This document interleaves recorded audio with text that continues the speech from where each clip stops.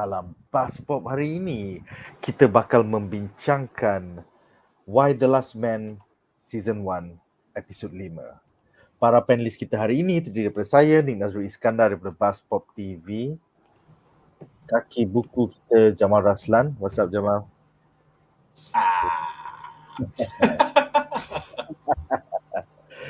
Serta kaki manga kita ataupun kaki komik Anri Alwi. What's up bro? What's up? Ayo. What's up? Kaki komik kita Duan Yakuza. Minggu lepas kau pergi Boston ke bro? Hilang ke? Dia dah sampai ke Boston. Dia orang pun tak sampai-sampai. Aku dah vision. Tak apa. So, kita akan mulakan perbincangan malam ini dengan reaksi satu ayat. Alright, so reaksi aku adalah jawab satu soalan, timbul lagi 10 soalan. Weh, apa benda reaksi satu ayat kau ni macam pun banyak. Satu perkataan macam banyak gila perkataan. It's satu ayat bro, bukan satu perkataan. Oh, satu ayat eh? Oh, damn. Yeah bro. My bad. So, kalau Siri ni best, aku tak kisah tau kau jawab satu soalan and then you give me another 10. Tapi bila Siri tu pun dah macam separuh mati kan. Effectively, judul episod minggu ini adalah Manhunt yang melambangkan quest Agent 355 dan YORICK Brown ke Boston berhasil. Namun, ia memulakan quest baru bagi dynamic duo ini. So, kita mulakan dengan Duan. Apakah reaksi satu ayat kau? Silakan. Satu ayat aku adalah aku pun tak nak cakap apa sebenarnya. Aku dah bela lah. Manhunt kan. Dia Manhunt kan sebab nak cari Dr. Allison Mann. Mann. Ya, Dr. Allison Mann ya. So ayat aku adalah Mann. Okay. Seterusnya Jamal, apakah reaksi kau terhadap episod minggu ini? Silakan. Itu reaksi satu perkataan aku. So, lanjutan daripada reaksi yang lebih kurang sama daripada episod-episod sebelum ni, tapi makin menurun. Reaksi Betul. satu ayat aku macam halfway point ini je. Yes, dah 5 episod ini sahaja. Alright, kemudian kita tanya Anri Alwi, member yang dah baca all 60 issues of Why the Last Man. So, silakan reaksi satu ayat kau terhadap episod minggu ini. Halfway point untuk season 1. Okay, satu perkataan. Aku perlu kira untuk Syah berapa banyak kali kau mengeluh ini. Ya, kira. Reaksi satu ayat, multiple chest steps. Kena tikam kat dada. Ya. Alright, Episod. kita akan bedah lagi 5 babak menarik. So dengan itu kita akan mulakan dengan babak menarik kita yang pertama. Tak ada orang nak komen tu. Kita ni sucks gila.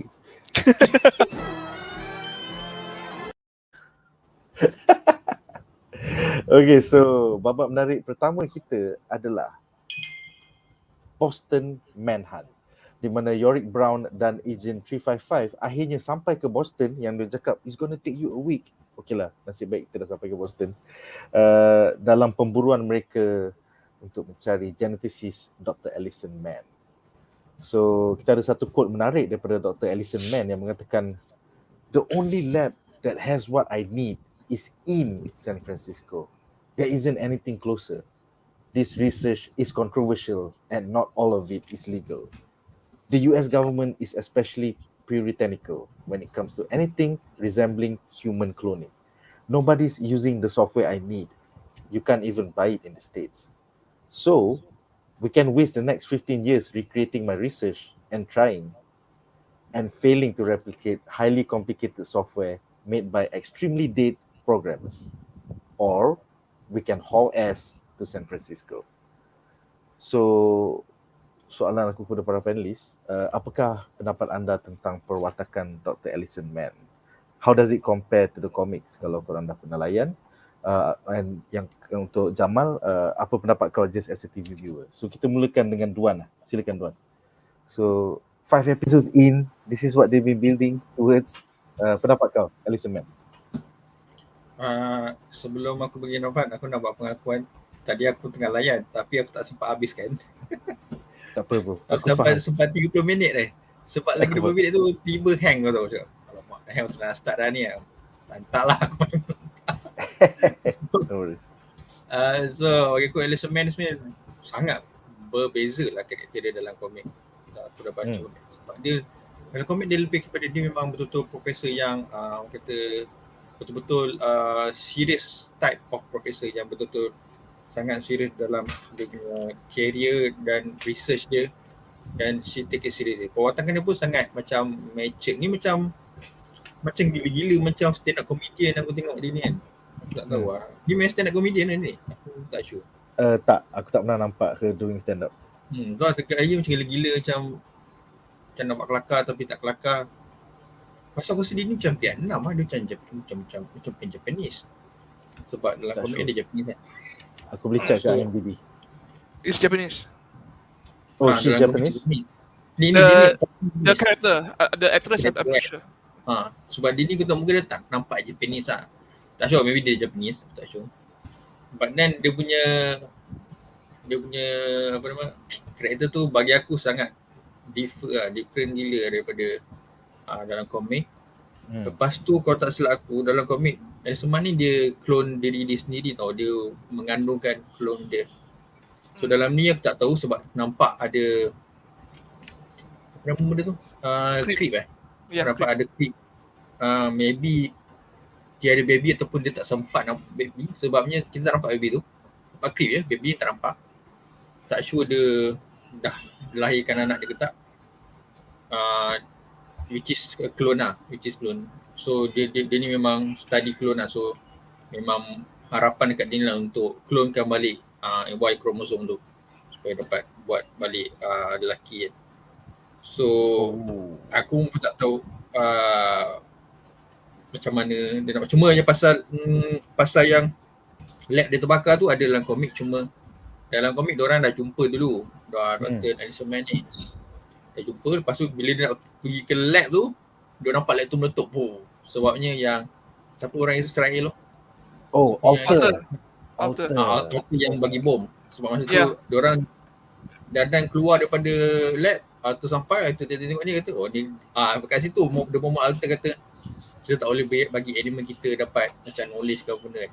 Dia anggap US sebagai enemy tau, even though dia Israeli. Betul. Israel dengan US kan patutnya ni kan ally kan. Tapi dalam tu dia kata enemy tau. So aku macam gila babi kan. So dia bom ke benda tu. So dia tak ada research. So lepas tu kat situ time tu baru Ellison Man cakap dekat agency S1E5 dia kata ni need to go to sebelum dia cakap S1E5 tanya dulu. Dia tanya doktor, if I'm not mistaken, every doctor or professor have their backup lab. So anything happen to their lab research, so they have a backup lab and research on the different place. Kata ada. So tu San Francisco tu. Dia betul dia nak pergi ke sana. Jadi ini lainan macam dia dah sampai mana dah tak ada apa-apa. So cakap. By the way, untuk menjawab persoalan kau tadi Hadi, pelakon bagi Dr. Ellison Man ni, nama sebenar dia adalah Diana Bang. Dia adalah seorang Korean immigrant yang bermastautin di Canada. Dan I think filem pertama yang dia berlakon is The Interview yang ada Seth Rogen tu. So dia adalah setiausaha kepada Kim Jong. Gila betul-betul. Tapi yelah, watak ni patut Jepun kot. Ellison Man, Dr. Ellison Man is Japanese. Kita dapat cari Jepun aku. Betul lah. Tapi the fact that dia berlakon dekat dalam interview lepas tu jadi Kim Jong-un punya sekretari North Korea, macam skeptikal gila tu terus bagi orang Korea ni. Padahal dia suck ke not? Betul-betul dia punya region. Aku rasa dia daripada North Korea kot. Aku tak tahu dia pelarian daripada Korea. Tapi aku rasa dia suck kot. Macam tu lah kot. Itu je lah. Alright, so Henry, your thoughts about Ellison Man versus the comic version? 5 episodes in, I think Kali kedua. okay. 5 episodes in, I'm convinced that this show is made by feminists who are also racist. Making a Korean actress Because act as the Japanese. I'm like, what the as fuck? it's just not that. It's just that with the exception of Diane Lane, I think they purposely cast actress yang memang for some reason kan tak cantik langsung. I mean, apa on that level. If woman ni cantik in the leading role is minimum 8, they purposely cast 5 and 6s, something like that. Yeah. Alison Mann is supposed to be the prettiest of the trio when they travel, but she made her plain looking and her perangai kan memang off. She's not like the one in the comics. She's more like reminded me of a Rick from Rick and Morty. Yeah. Always Mabuk, paranoid. Yeah, depression. gila. I was expecting her in the show, right? This episode, at one point he gum atau suntik morphine or something like that. You know, that paranoid. The marijuana. And like her being a lesbian, it's not like she's in any shortage of supply. You know, Exactly. although she did have a monologue where it's like, oh, think of the biodiversity. Semua binatang pun hanya tinggal spesies, you know, jantina yang wanita je, tak ada yang, you know. So I'm like, dang, overthinking though. Yeah, this is like next level paranoia apa sampai tahap bodoh tau. She's not like a professor, she's like a graduate level Like a punya frat. thinking Like a frat. yeah. A frat kid. And okay, I mentioned she's supposed to be the prettiest of the bunch, not because tak ada plot, because in the comics, right, it was hinted that Yorick minat kat dia, but she and along the way she and Agent 355 actually fuck each other, and Yorick was basically crushed by it lah, because even when he's the last man on earth kan, terus dia what you call that, apa dalam apa English, kakul, apa didayuskan. Ni cover dia ni Dr. Alison Yeah. Mann and Agent 355. Exactly. And Alison Mann was actually likable tau. She's open about her sexuality. She knows what she wants. She's very objective. None of this transfer to her. Yeah. And this is the reason why I say that they purposely cast orang yang macam apa least attractive kan. We don't have the supermodel yang buang sampah. Apparently for some reason kan, it's beyond apa woman's role to actually jadi pengangkut sampah in this story. Padahal apa, if you are a supermodel in the world without men, basically you're trash. No one's going to buy your pictures. Yeah. And the reason why I say racist kan, they also cut off this one character, kalau tak silap. The first earliest portrayal of a Muslim woman in major comic. There was actually a black woman pakai hijab yang apa jaga this railway punya crossing, and they were talking, exchanging dengan 355. Itu pun dipotong. Everything yang ada minority semua potong. The only thing that protect kan is the portrayal of the Zionists, which is basically outer and the government punya role as the antagonist. Everything is macam ada agenda. Feminist agenda, Zionist agenda. I don't care. This whole is fucked up. And this, when really like I'm talking about like 3 minutes in, there's a lot more to shit on, but I better stop now lah sebelum saya pecah saluran darah ke apa. Okay. Sebelum pergi kepada Jamal, aku rasa pelakon ni dia berlakon dalam downsizing atau selaku. Dia jadi bini pada Matt Damon, betul tak? Yang tak ada. Sebagai actress, dia berlakon Why the Last Man, Resident Alien, The Astronauts, Away, Babysitter's Club, The Order, tak ada downsizing. Tak ada dalam downsizing. Muka dia geram, minta maaf. No problem. Jamal, silakan. As a non-comic book reader, apakah reaksi kau terhadap first time kau tengok Alison Mann ni? Her reactions to apa nama? To the breaking and entry, lepas tu to discovering apa nama ni Yorick. I think it's fine. It's written all right. It's nothing too great. It's just like, okay lah, that's how it's supposed to be. So aku tak rasa apa-apa benda yang off lah. She wasn't particularly memorable, but the introduction of a character was pada aku macam lively lah, sebab dia kan dia sergah diorang, lepas tu dia bergelut. Lepas tu lepas dia bergelut dia sedar macam aku tengah bergelut dengan lelaki, lepas tu lelaki tu ada monyet, lepas tu macam alamak lelaki dengan monyet, dan macam dua-dua ada bersama. So benda tu adalah mungkin satu pattern. So if I take it at face value, I'm alright with it. I'm not saying that it's good, neither am I saying it's poor, only because I do not know how bad it has to be for it to be good, especially compared to the source material, and how good it is if it is good compared to the source material or any other. So I take it as it is. Aku just judge it based on benda ni nampak macam off tak, atau nampak macam tak kena ke dengan the overall mood ke apa benda lah. So I didn't feel anything lah.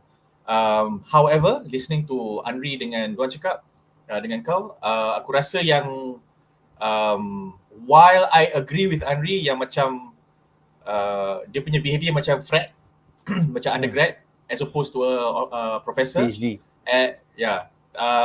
That being said, I know PhD holders yang memang bukan kita perangai dia macam budak-budak. They are just normal human beings lah.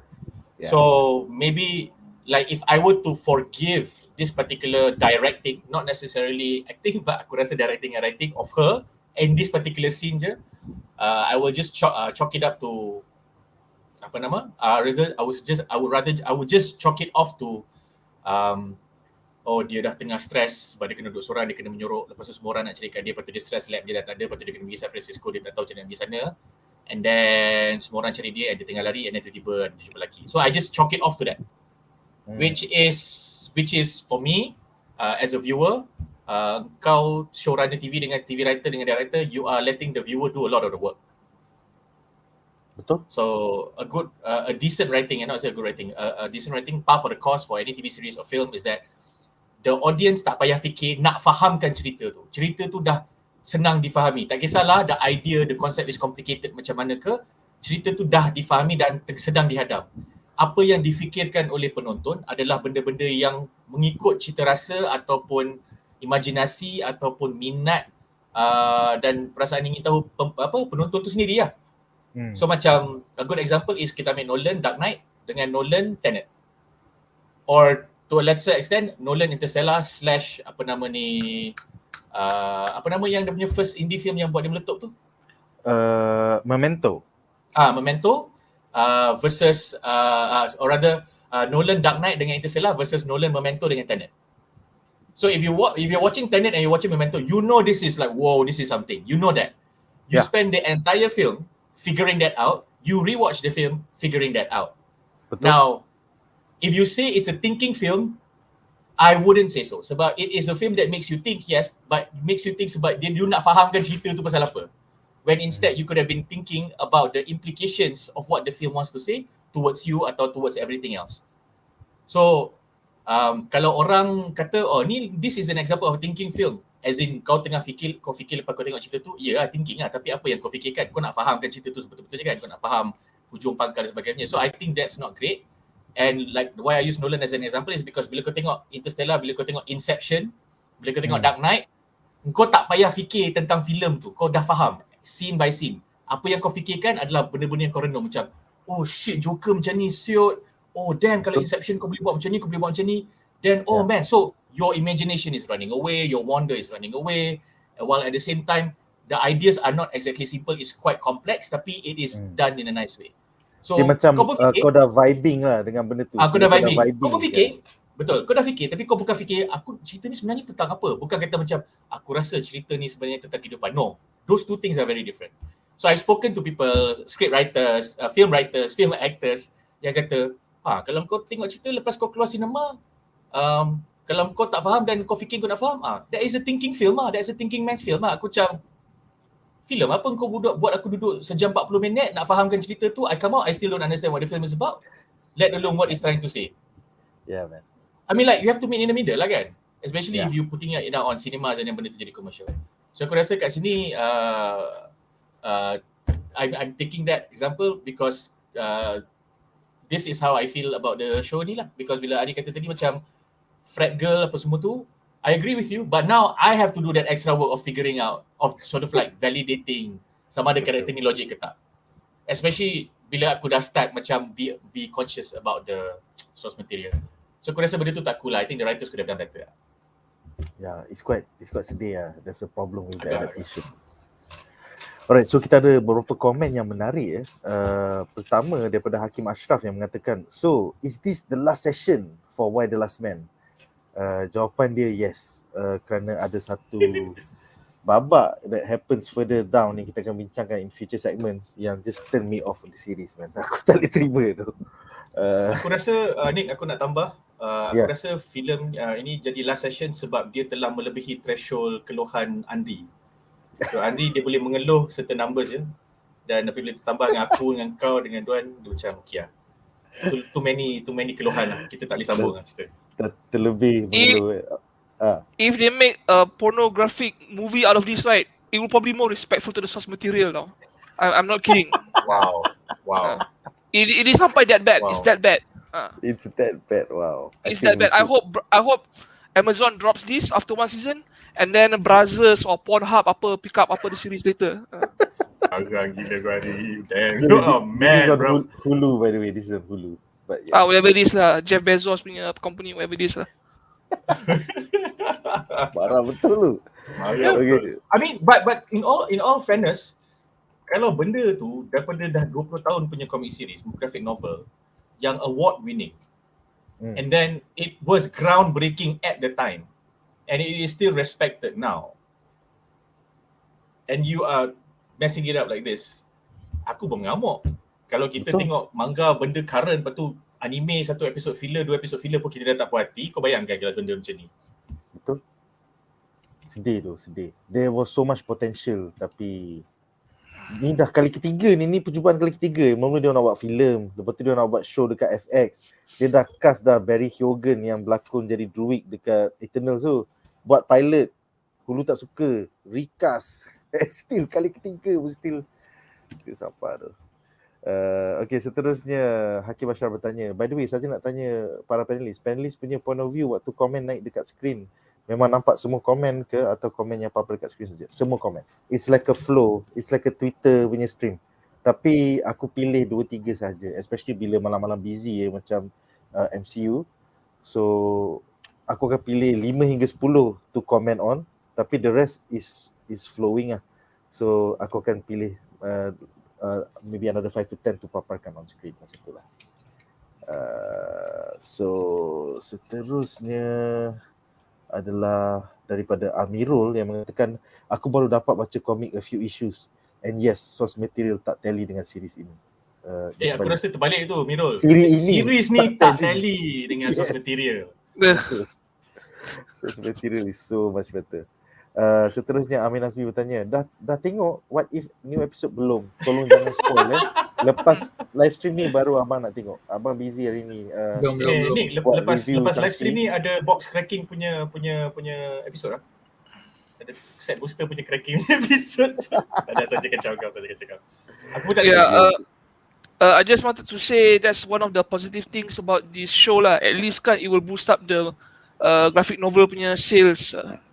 And instead of just making this dia punya legacy lah, I hope that's dia punya legacy actually increase comics punya sale.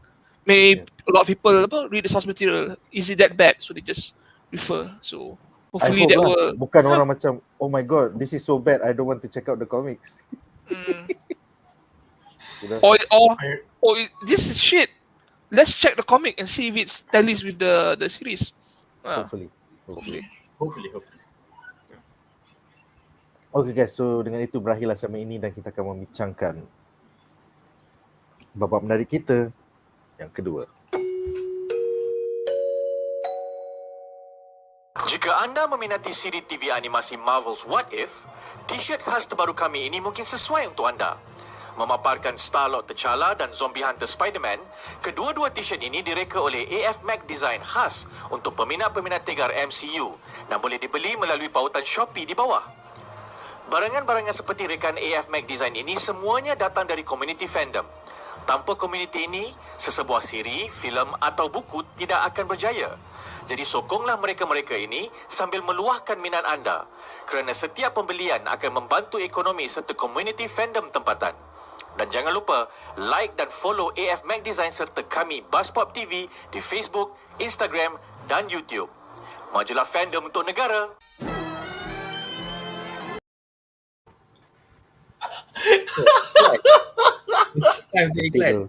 Iklan yang di voice over oleh Jamal. Terima kasih Jamal. Boleh. Suara kau lagi best dari suara aku. No, bacaan je. Suara aku macam budak kecil tu. Oh tak, aku dah reduce kau punya volume jadi 35 because at 100 it sounded terlalu kuat. So dengan cara ni it sounds like a teeny radio sound. So Boleh. Radio is cool. Okay. I have a face for radio, they say. So okay guys. So babak menarik kita yang kedua adalah tentang Caroline, first baby post crisis, di mana setiausaha Presiden Jennifer Brown mengandung dengan janin berumur 12 minggu. So Caroline memberitahu kepada Republican yang menyibuk tu, I don't want anyone to know about this. ... Soalan aku kepada para panelis, apakah pendapat anda tentang janin pertama yang bakal dilahirkan selepas Doomsday Crisis di mana kesemua lelaki kecuali Yorick dan Ampersand mati di dalam keadaan misteri? Kita mulakan dengan Tuan. Dalam komik it was astronaut kan yang mengandung? Aku tak sampai astronaut tu belas space, so aku tak tahu. But then Okay. yang ni pun aku tengok dah masa dia mengandung 12 minggu kan, dia kata kan 12 minggu. Yes. Lepas tu sampai at the end of the episode dia tak beranak kan, tak mungkin 12 minggu dah beranak kan, maknanya lambat lagi lah kan. Lambat lagi bro, 9 bulan ialah 9 bulan 4 kali kan. 9, 36. Ya, jauh lagi. So ni gambar mana kau dapat ni? Oh, ni aku Google je. Oh okay. Gambar siri tu aku pelik tu. Aku tak dapat jumpa gambar mak dia, Caroline tu. Oh, mak dia Aku ambil dia gambar kreatif video. tu lah. Itulah, tak jumpa tu. Oh, tak jumpa. Itulah maknanya dengan boyfriend dia sempat lah masa yang tikus semua datang banyak-banyak tu kan. Maknanya sebelum tu dia dah sempat settle kan lah kan. Betul. Lepas tu jadi lah tu sebab dia ingat kan dia miscarriage. Tiba jadi pula melekat pula kan. Sebab darah-darah kan. So tak sure apa nasib baby dalam kandungan. Cuma macam ada darah aku macam tak normal pula ketika darah doktor tu cakap normal. Doktor tu cakap dia normal. Ya, doktor Aku tak tahu tu sebab aku tak pernah mengandung. So aku tak tahu. Binya ya. So mungkin normal lah. So boleh dia. So tapi aku suka scene tu walaupun tak dalam komik. Tapi scene-nya masih dia tengah ultrasound baby tu. Waktu bunyi tu kan. So macam waktu dengan doktor tu pun, waktu doktor tu profesional tapi dia pun tersentuh kan. Sebab kata so many death macam ni the first new life kan. Patutnya dah tak ada kan. Patutnya macam manusia boleh pupus lah sebenarnya. Supposedly manusia boleh pupus. Diorang diambang kepupusan sebab kalau tak ada lelaki diorang akan mati kat sampai memang semua mati lah sebab tak ada yang akan sambung zuriat kan. So momen tu sangat touching lah sebab doktor betul-betul sentuh kan. So memang priority adalah nak dapatkan Y kromosom lah sebab itulah kalau sampai bila kau nak harapkan orang dah mengandung beberapa minggu. Lepas tu kalau dapat baby perempuan juga macam mana kan sebab dia tak tahu lagi perempuan ke lelaki. So dapat perempuan juga sama end up akan pupus jugalah manusia. So kita tak tahu lagi baby tu lelaki ke perempuan. So adakah kalau baby tu lelaki dia keluar terus mati? Kita tak tahu. Ya. Pelik Sebab juga ada Y kromosom kan. Sebab kita tahu punca. Sebab aku dalam komik dia tak reveal lagi tau. Volume 1 punya TV tak reveal lagi punca diorang mati tau. Betul. So betul macam mana diorang mati. Virus. Dia ada kaitan dengan research Dr. Alison Mann dan research Dr. Alison Mann punya bapa. Patutlah Alison Mann kata masa dalam komik tu dia kata this all my fault. Apa yang kan macam dia rasa dia terasa macam tu sebab macam benda tu normal, semua orang akan rasa dia yang salah.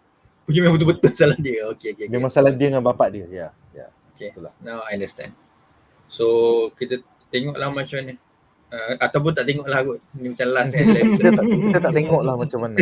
Ya. Aku tak boleh tahan lagi 5 episod. Andri, was the pregnancy different in the comics and did the eventual pregnancy resulted in a boy? Okay. this baby Caroline in the comics was the astronaut punya child kan.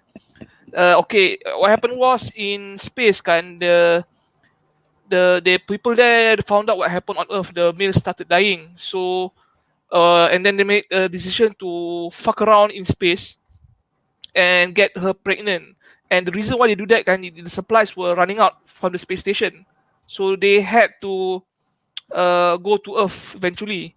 So on the way down, the two fathers, it wasn't know who was the real father of the baby. During the landing of the pod, something went wrong, and they protected the woman from death by covering her from the impact. So it was a noble death. Comparing this to this scene from the series kan, where the secretary suddenly get pregnant last minute, right? I think this is just another forced subplot, you know, to make the side characters, female side characters, take more attention from the male lead character. Yeah, there's already a lot of subplots dengan hero, Diane Lane, Regina Oliver. Now we have baby on the way, so I'm not actually happy with this at all. It may be touching. Hero did not even have a scene this fucking week. Yeah, and they had to create another a subplot just because hero didn't appear. How do you make me feel this way? You jatuhkan saya last week, and then you step on my head, and then you tikam belakang lagi, and then you drag me to the fire, and then tolak me di bawah gaung. Do it lah. Sakit betul ni, sakit setiap minggu ni. Yeah, and in the comics kan, Alison Mann, when we first saw her kan, kalau tak silap, she was actually in labor ke atau miscarriage, because the baby yang dia ngandung from her cloning technique kan was actually male. So if the baby inside that belly is male kan, it should have died by now. So I think dah hinted that baby has no Y chromosome. Oh, maksudnya semua orang yang tengah mengandung, when that shit happen, dia orang like auto delete, just like boop.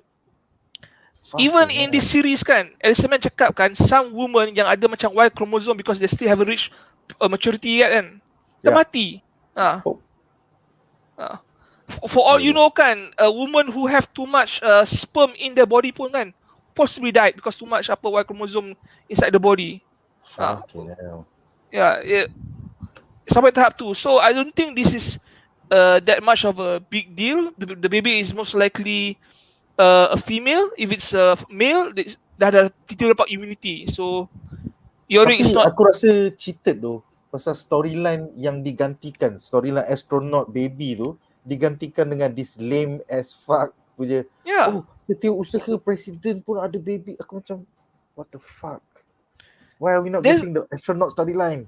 The astronaut storyline, it was much more touching than this, because the two astronauts kan, they were banging this woman in space for a month or two.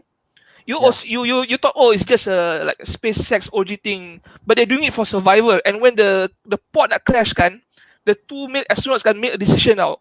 The plan was when they landed together, they wanted these two men kan somehow escape from the Y killing punya virus.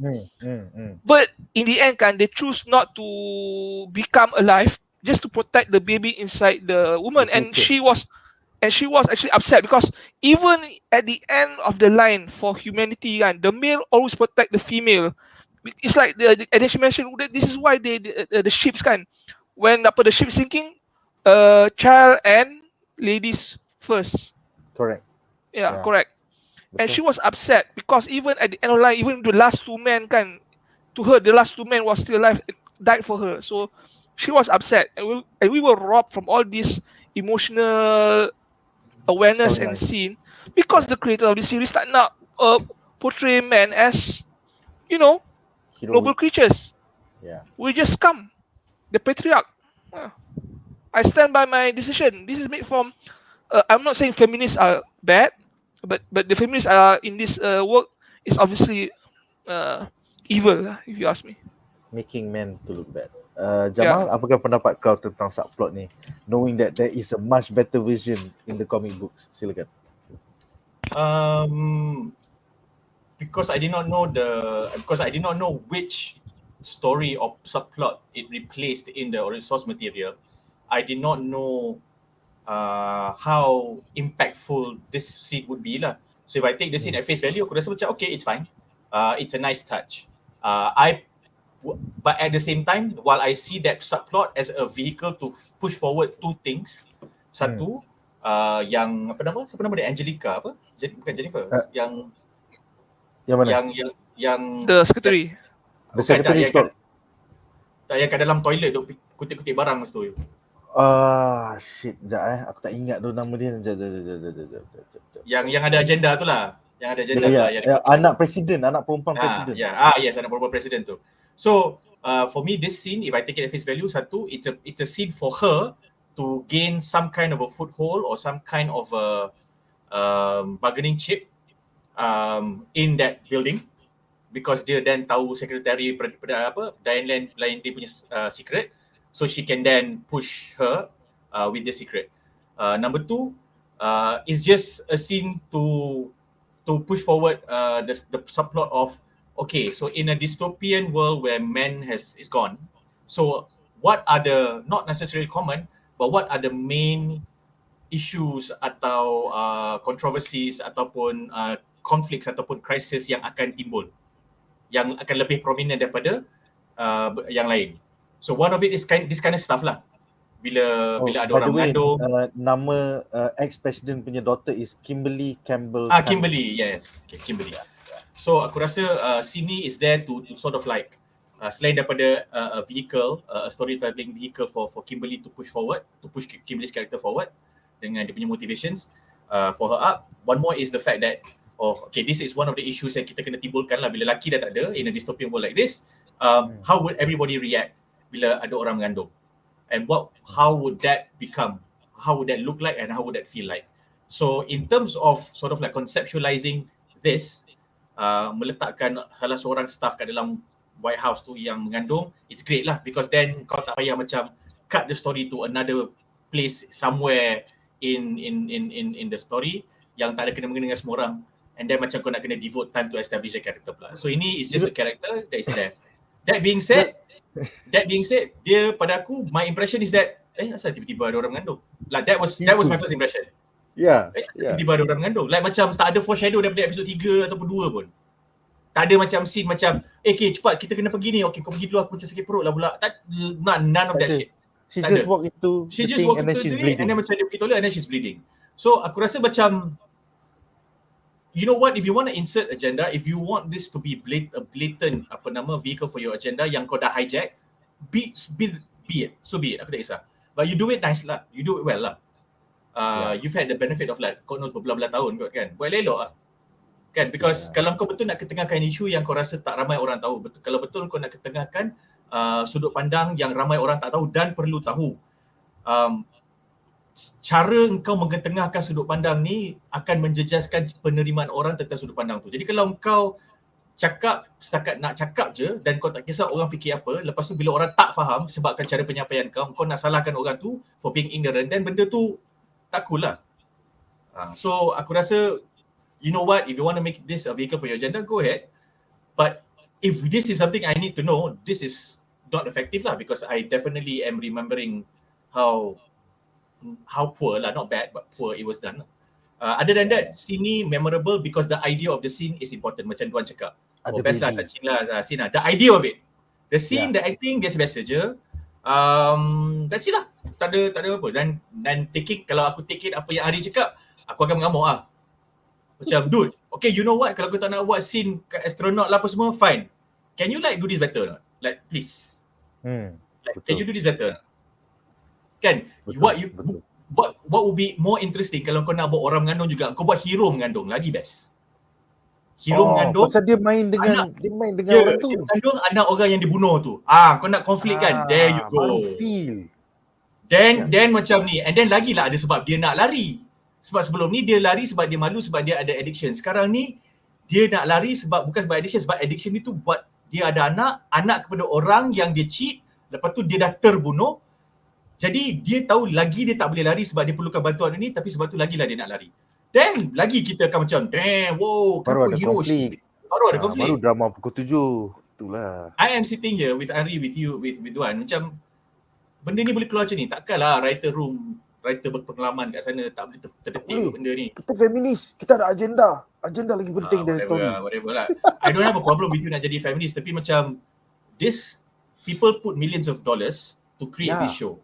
So at the end of the day, you just have to find a way to balance your agenda with this creative piece of work. Otherwise, That you has go been do a around documentary for 20 years. Yeah, yes, exactly. Otherwise, go do a documentary which might be more suitable for how and how you want to show the issues. So lah. Yeah. You Jangan know panggil Why what? the Last Man lah. Jangan panggil Why the Last Man. It's a simple Yes. as that. They could have made this thing a lot better, right? If they just changed the title to No More Men as the name of the show. Seriously. I agree with Ari. Yeah, man. Agree. Alright, so kita ada beberapa komen dari penonton di rumah. Amirul bertanya, so hari Rabu akan ganti dengan bedah apa ya? Minggu depan kita akan, hari Rabu kita akan bedah Star Wars Visions, all 9 episodes bersama Syaz, Andri, aku dan juga Abang Muhammad. Tapi selepas tu, daripada 13 hari bulan Oktober onwards, kita akan mula bedah Demon Slayer Season 2. So, join us there. Join us, yes. Ada Duan, ada Jamal, ada kawan Jamal dan juga aku. So, it's going to be Demon Slayer for 26 weeks every Wednesday, guys. Season 2. Seterusnya, soalan, komen daripada Munif Malik di Facebook. Why the Last Man? The show sounds so bad that I'm actually interested to see it. Macam movie Dua Alam by Dr. Rosby. I can tell you how badly it sucks, but nothing will prepare you for when you experience it yourself. Macam ni lah bro, daripada kau rugi masa kau 5 jam tengok siri ni, lagi baik kau pergi beli trade paperback Why the Last Man. Dia dah ada omnibus edition ya, all 60 issues in only 2 omnibus. So setiap omnibus ada 30 issue.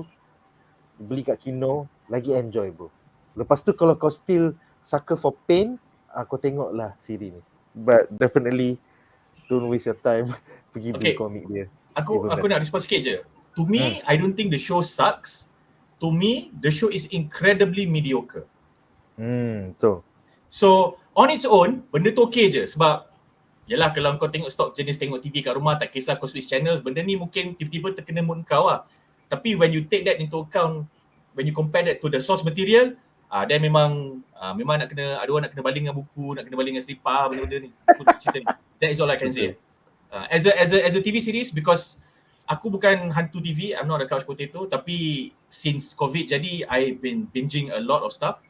So, I will put this show, as it is right now, next to Timeless on Netflix. So, kau pergi tengok Timeless tu sebelum kau tengok cerita ni. Kalau kau rasa, Timeless ni macam okay je, then, no, bukan Timeless, Travelers, sorry. Kalau Travelers ni macam okay je, then kau agak okay lah cerita ni. Kalau kau tengok Travelers macam, so ini lah cerita-cerita yang akan dikeluarkan di Amerika Syarikat setiap hari then kau kalau betul kata ni adalah sampah, dia kena tengok cerita ni bagi masa. Yeah man. This is work for hire, takat nak bayar bill setiap bulan je. It's not like aku nak create something genius or aku nak adapt this genius shit into even better shit for TV. Yeah. Actually kalau aku fikir balik, all everything that we've been talking about, kalau the writers just decided to do a show on their own as a spin-off ke, as an inspired by Why the Last Man, it might just be a good show. With all these ideas that they want, it might just be a good show. Seriously. I guess so. Tak kisahlah how American the show is going to end up being, it might just be a good show. Maybe. Tapi this one is lacking too many things. It's lacking alter, it's lacking the astronaut baby. Dia macam is lacking the supermodel pengangkat sampah. It's like, why even call it Why the Last Man, man? Seterusnya Amirul mengatakan, bilakah akan stop pre-order baju? Gaji minggu depan tu. Kita punya pre-order period adalah sampai episod 9. So kau still ada masa. Episod 9 is next week of What If. Maybe kita akan extend maybe to the end of the month. So yes, definitely korang still boleh pre-order bila gaji masuk nanti. Don't worry. Seterusnya Scarlet Witch bertanya, cerita ni macam mana? Best tak? Tak best. Sila baca komik dia. Komik dia daripada tahun 2002 ke 2008 is way better than this. Ada dekat Kinokuniya, kalau kau nasib baik ada dekat Big Bad Wolf sale juga. So yes, Why the Last Man, Vertigo Comics, dicetak oleh DC Comics. Yes, kau boleh cari. It's the comics is way better. Seterusnya Amirul Farhan bertanya, ada bedah siasat Squid Game ke? Yes, kita plan to bedah siasat Squid Game hari Isnin depan. Oktober Isnin 4. Shit. Yes, hari Isnin. Sila marathon secepat mungkin ya. Kau dah habis belum? Kau dah habis belum? Kita orang dah habis dah. Aku tak start lagi. Bagus. Aku ada Champion. Demon Slayer, Squid Game dan Star Wars Visions untuk tengok before next week. Visions, Squid Game dengan Demon Slayer. In that order. Tapi Visions, Squid Game, Demon Slayer is the week after that. So aku kena marathon Visions dengan Squid Game untuk hari minggu depan. Seterusnya Star Wars Visions, yes, hari Rabu kita akan cover. Rabu depan, so don't worry.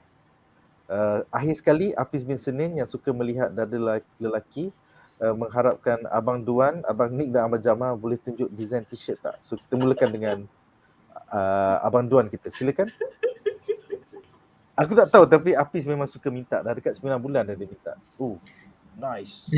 Daripada aku ni nampak? Dia daripada artis lokal nama Reaksi, dia kerja dekat Gempak. Masa ni dia buat dengan radioaktifnya brand. Tapi brand radioaktif dah tak ada dah sekarang. Dah pupus. So limited edition ni, limited print run lah. Okay, limited ni tahun aku 2010 dah tak ada radioaktif dah. Lama tak ada. Berapa kau beli? Berapa lah? 20 ke 30 macam tu lah. Tapi aku beli dengan artis tu sendiri sebab dia ada stok dia. Dengan dia. So ni dah tak ada dah. Cool. Jamal, kau pakai t-shirt apa hari ni? Aku pakai semua hitam tapi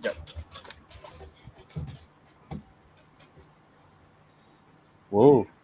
Nice. Apa tu? Poket dia tu nampak macam ada batik je. Jap. Okay. Cantik. So t-shirt ni adalah t-shirt brand baju brand independent kawan aku. Aku pernah jadi ambassador untuk brand ni. Nama brand ni Sultan KL. Kenapa nama brand ni Sultan KL? Sebab KL tak ada sultan. Jadi siapa sultan kat KL? So rakyat lah. So sebab ni streetwear, so nama tu agak cool lah. That's cool. Dan dia ada banyak baju. Dia claim dan aku percaya dia adalah streetwear pertama yang buat batik pocket tee. Nice. So lepas dia buat batik pocket tee tapi dia tak ada duit sangat, Ultimate beli dia punya first line, ramai orang beli tapi cepat habis lah sebab tak banyak, tak ada duit sangat. And then eventually not too long after that, like half a year, 1 year later, other brands started picking up the idea of a pocket tee and with batik. So Pestle Mota ikut dan sebagainya lah. So benda ni bukan kata, benda ni kau tak boleh nak claim lah sebab tak ada proof dan sebagainya. But if you were there when it happened, you know lah macam apa brand t-shirt yang paling awal buat batik pocket tee lah, Sultan lah. Dia patutnya memang kau masa dia buat dia idea, dia kena daftar dengan IPCC apa? Tapi biasalah budak orang boleh copy paste je bro, idea macam ni kan. And then plus masa apa, dia biasalah budak-budak indie buat band, buat t-shirt, buat produk, buat merchandise kan. So you are aware of that, tapi kalau kau nak buat 80 helai pun kau macam senak perut. Betul. Kau nak fikir nak pergi register semua lagi, dia tak fikirlah. Although dia ada banyak, bila aku sembang-sembang dengan dia, bila aku tolong dia, dia punya highlights agak cool lah. One of the biggest highlights is the fact that LMFAO masa dia orang datang Malaysia perform kat Sevi Pyramid, somehow or other one of the crew members ke apa benda ke, Rodi ke apa benda ke, yang local pakai baju sultan dan dia nampak, dia minta, can you give us and our crew of 30 plus people semua orang baju sultan because we like it. Tapi dia tak ada, he did not have the capital to immediately print. Tapi ni dia cerita, so kalau bercerita ni tak accurate atau cerita ni tak betul, maka I'm not being aku tertipu korang. Tapi benda-benda dia tak tipu benda-benda macam tu, so I would like to believe that it is real lah, and it's a nice story to know. So betul. That's pretty cool man, for the local designer to eventually banyak lagi local designer yang co-opted by Pestle and Mota and stuff like that. Banyak lagi. Pestle Mota pun dia jenis kaki inspired, lepas tu dia bite design orang lain juga. Kalau kau tengok apa nama? AFmech daripada Tarik Jeans pun dengan kata macam design kau buat mamak ni macam sama dengan design Who's Your Mamak dulu ke. So stuff like that. Alright, so t-shirt aku adalah t-shirt yang diiklankan tadi. Aku tak tahu korang nampak ke tak. Yes, Spider-Man Spider Strange. Yes, Yes, Spider very Strange. So korang boleh dapatkan t-shirt ni pre-order for the next month. Link Shopee ada di YouTube video description dan juga Facebook video description. So dapatkan sekarang. Alright, so soalan terakhir untuk segmen ini adalah daripada Amirul yang bertanya, Selasa pula ganti dengan apa? Pasal My Hero Academia dah habis malam. Kita planning nak cover dengan Foundation, siri sci-fi Isaac Asimov daripada Apple TV Plus. Aku rasa kru dia adalah aku, Jamal, kau on Zeh? Kau on Zeh? Foundation dan juga kawan Syaz iaitu Hanan serta Hadi. So join us. So far 2 episod dah keluar hari Jumaat lepas. Minggu ni episod ketiga akan keluar. So our first review session nanti akan all 3 episodes lah. So far it looks good. It's nothing like the books. Macam Case by the Last Man ni juga. Tapi they made it better. So aku macam okay, there is a way to adapt it differently but make it better. So faham by the Last Man. Memang ada way pun. Dia sebenarnya dia apa, dia punya beban tu, dia punya pressure tu bila buku certain buku tu terlampau bagus dah susah nak adapt sama level ataupun lebih. Kalau buku tu biasa-biasa, senang lah nak adapt lagi bagus apa semua. Banyak buku yang tu. Yes. So bila buku terlampau bagus, kalau kau cakap macam tu, apa pendapat kau, Duan, apa pendapat kau tentang cara Nolan adapt Nightfall dalam Batman 3, dalam The Dark Knight Rises? Aku suka Dark Knight nombor yang second tu. The Dark Rises tu bagi aku okey lah, biasa je lah. Dia rush sangat. WB meminta, kita nak movie. Sedangkan Nolan nak rehat 2-3 tahun kot. So yeah, I really felt it was nampak rush. Tapi dia idea bagus lah. Dia punya plot twist semua sebab Tali Agul sebenarnya anak ni bukan Bane lah. So okey lah. Tapi the lack of fighting tau. Dia punya choreography tu tak ada. Kalau kau tengok scene fighting tu memang shaky camera, zoom in zoom out. Kau tak nampak yang tumbuk ramai-ramai tu macam ramai. Tak tahu siapa kena tumbuk, siapa menumbuk. Macam ni lah kau tengok. Kau tak nampak. Kau tengok Ben Affleck buat macam ni. Ben Affleck nampak full. So tarik fight choreography. Itu baru betul Batman. Ini pun benda. The lack of fighting choreography lah bagi aku tu. Storyline semua okey lah. Sebab bila aku tengok cerita tu, bila aku tengok scene Bane angkat Batman, lepas tu patang ke belakang Batman. So aku baca Nightfall dan aku rasa benda yang Nolan buat tu okay. It's good.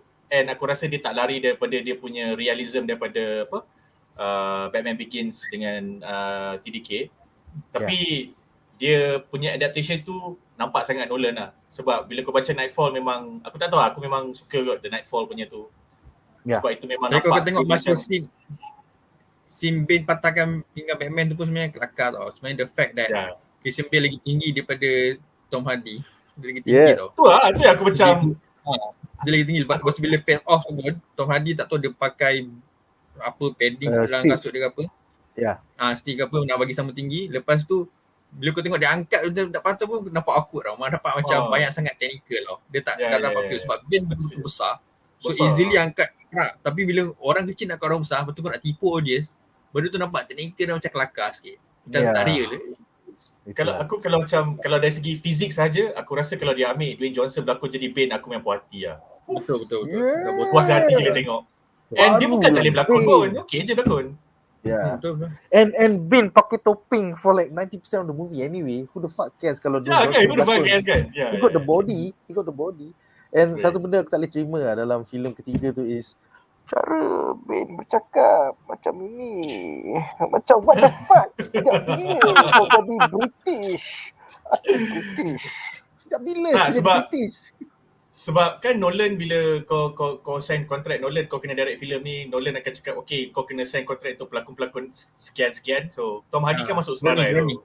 Kroni dia apa siapa yang Sir tu yang jadi ni Michael Caine. So Michael Caine, Scarecrow, lepas tu Tom Hardy tu, 3 tu memang kroni dia. Mana-mana mesti ada.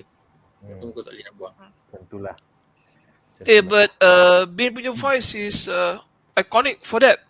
Even Harley Quinn punya series, they adopted that voice. Do you And it works. stupid voice? I guess it is iconic lah. It is Yeah. iconic. Dari trend. Aku dah tengok orang buat. Tapi the paling iconic voice adalah Batman himself lah. Betul. Dia tak boleh lawan, tak boleh talk lah. Dia lah, Bale lah yang melekan cakap macam ni. Batman kena cakap macam ni. Ben Affleck pun cakap macam tu. Ben Affleck pun cakap macam tu ke? Ya. Dia dia pakai, dia ada suara, ada Dia ada suara tu. yang- Tapi Ya. lebih kurang lah. Dia inspire lah. Aku rasa kita kena tengok, kita kena ada orang buat meme apa? Bat flag. Lepas tu apa nama ni Batman semua tengah sembang. Kau macam mana? Aku sihat. Lepas tu sembang, tiba-tiba Bane masuk Tom Hardy. Kenapa kau lepas tanya aku? Lepas tu Darth Vader pun masuk. Aku rasa benda tu memang lawas ya. Tu tiba-tiba ada orang yang tak pakai Batfleck tumas actually masuk. suara biasa. Batfleck dia suara biasa, lepas tu dia ada satu chip yang bagi tukar suara dia tu. So, Modulator. dengan suara dia Voice macam modulator. robot-robot. Ya. Boleh tu je. Aku Tak tahu macam tak mana sabar. yang baru ni. Aku tak sabar nak tengok 2022 nanti dalam The Flash bila Michael Keaton akan tanya Bat Flag, apa hal kau cakap macam tu sia? Apa kau kena cakap macam ni? It was like So kita tak tukar suara langsung kan? Dia biasa Michael lah. Keaton sama je kot. Sama je. Relax je. Cuma Michael Keaton kau perasan, dia tak tukar suara tapi dia tukar cara percakapan. Masa Ya, AFmech masa jadi Batman, dia cakap serius. Ya. Serius, dia tak tukar suara dia cakap serius. Masa jadi Bruce Wayne dia macam gila-gila sikit. Macam biasa. So Macam playboy gila-gila ya. Kan Okay, lepas guys. dia bersara jadi Batman, dia buat competition racing kereta, Need for Speed. Gila. Aku suka sial filem tu for some reason. Pasal dia bukan #family. Family Okay. juga sebenarnya cerita tu. Family pun. Lebih Cerita kurang, family ya. juga. Komen terakhir kita, Jumaat live tak? Yes bro, setiap hari Jumaat kita live dan kita bincangkan barang Disney Plus yang ditonjolkan pada hari Rabu. So kita bagi gap 48 jam untuk para panelis menonton. So for this month of October, it will be What If, the last 2 episodes.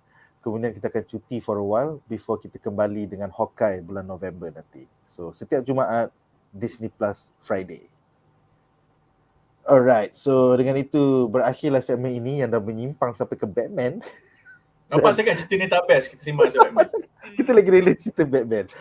Kita akan ke babak hamba kita yang ketiga. Sial je bapak.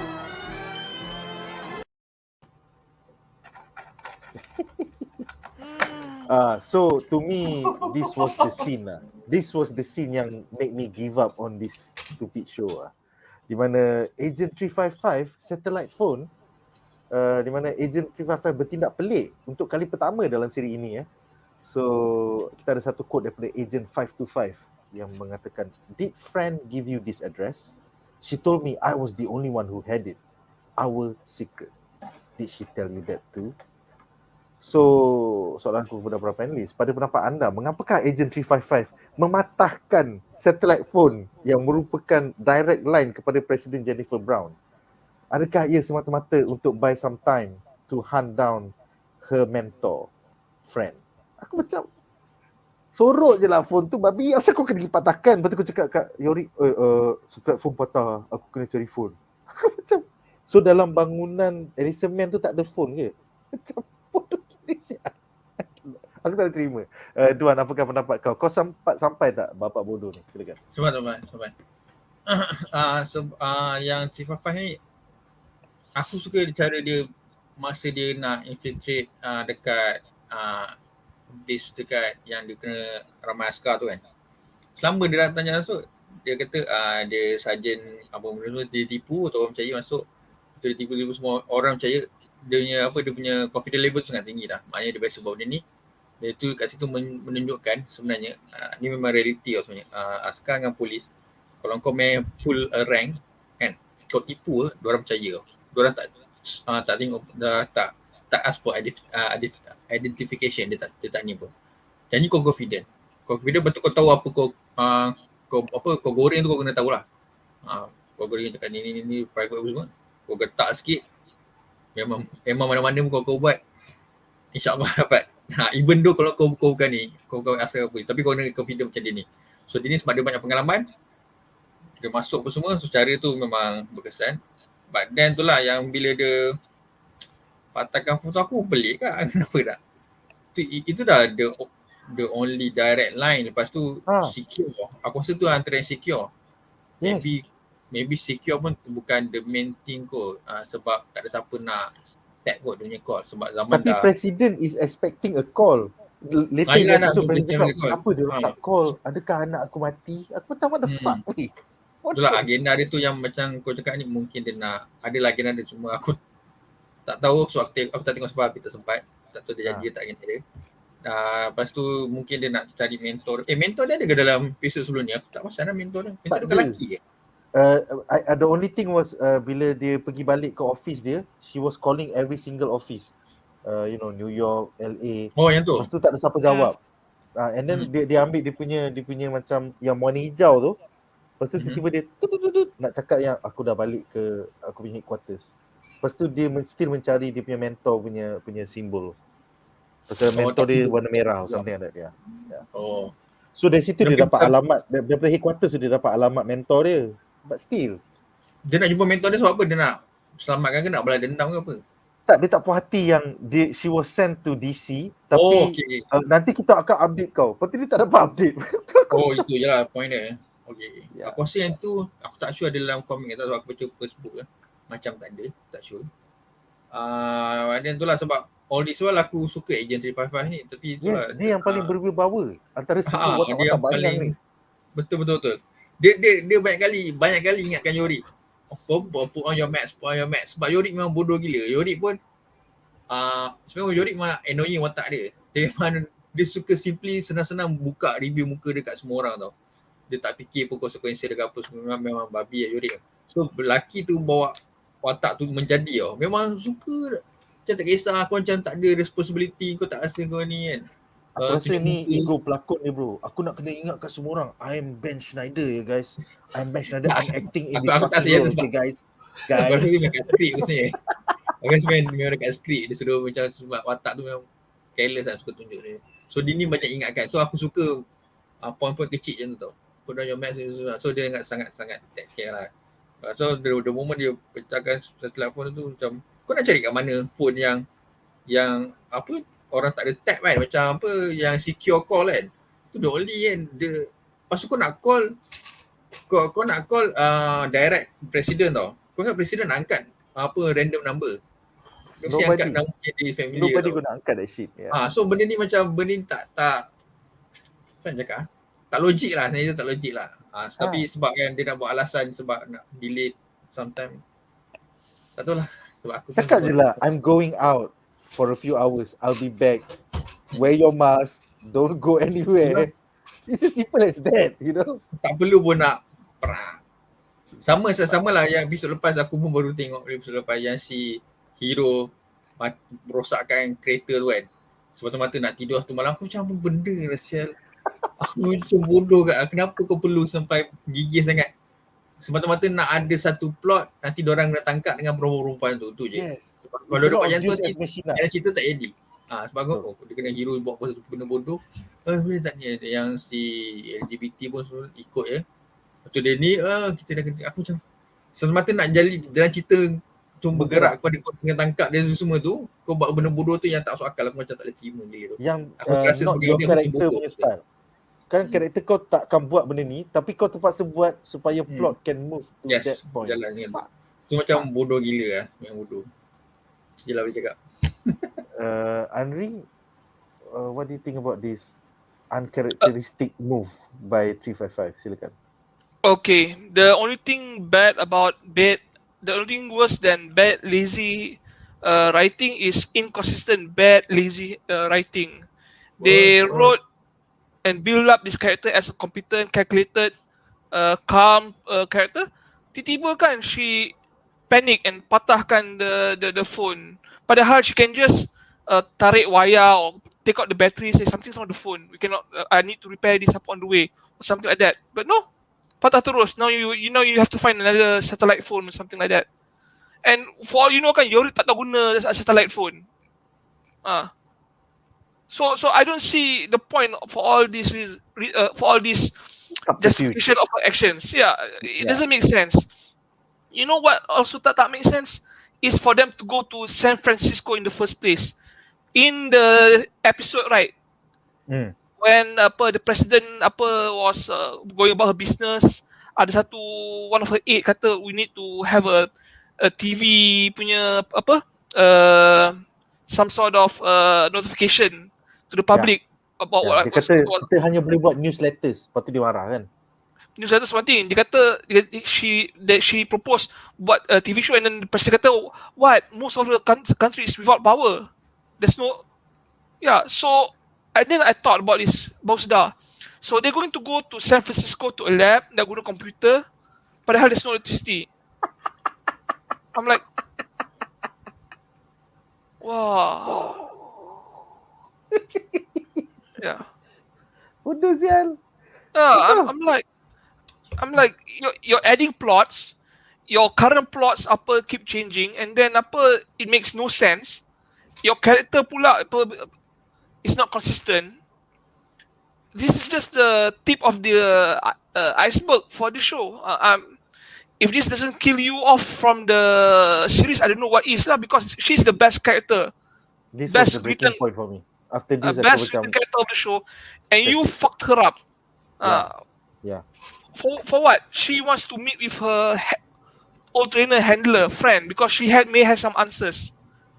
If she was in character and calm kan, she may have made assumption that okay, she may have a friend may have answers for me, but right now I'm on a mission. And it's not just a mission; it is the most important mission. I have to bring this guy and clone him so humanity has enough sperm to fuck around and repopulate the planet. But no, I'm just gonna see this old woman. I assume is older than her, and maybe I get an answer or not. Maybe she's alive. Maybe the machine is just on. Tak confirm. There's so many things wrong with this particular storyline, and they add this subplot kan, the friend subplot, the journey to. She's not in the comics, right? Friend the mentor. I don't recall. I don't think so. You're just making up shit.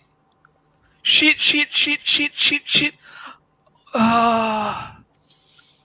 Oh, itu free count Ini kali ketiga Ni kali kelima. Oh, dah kali kelima. Wow. Yeah.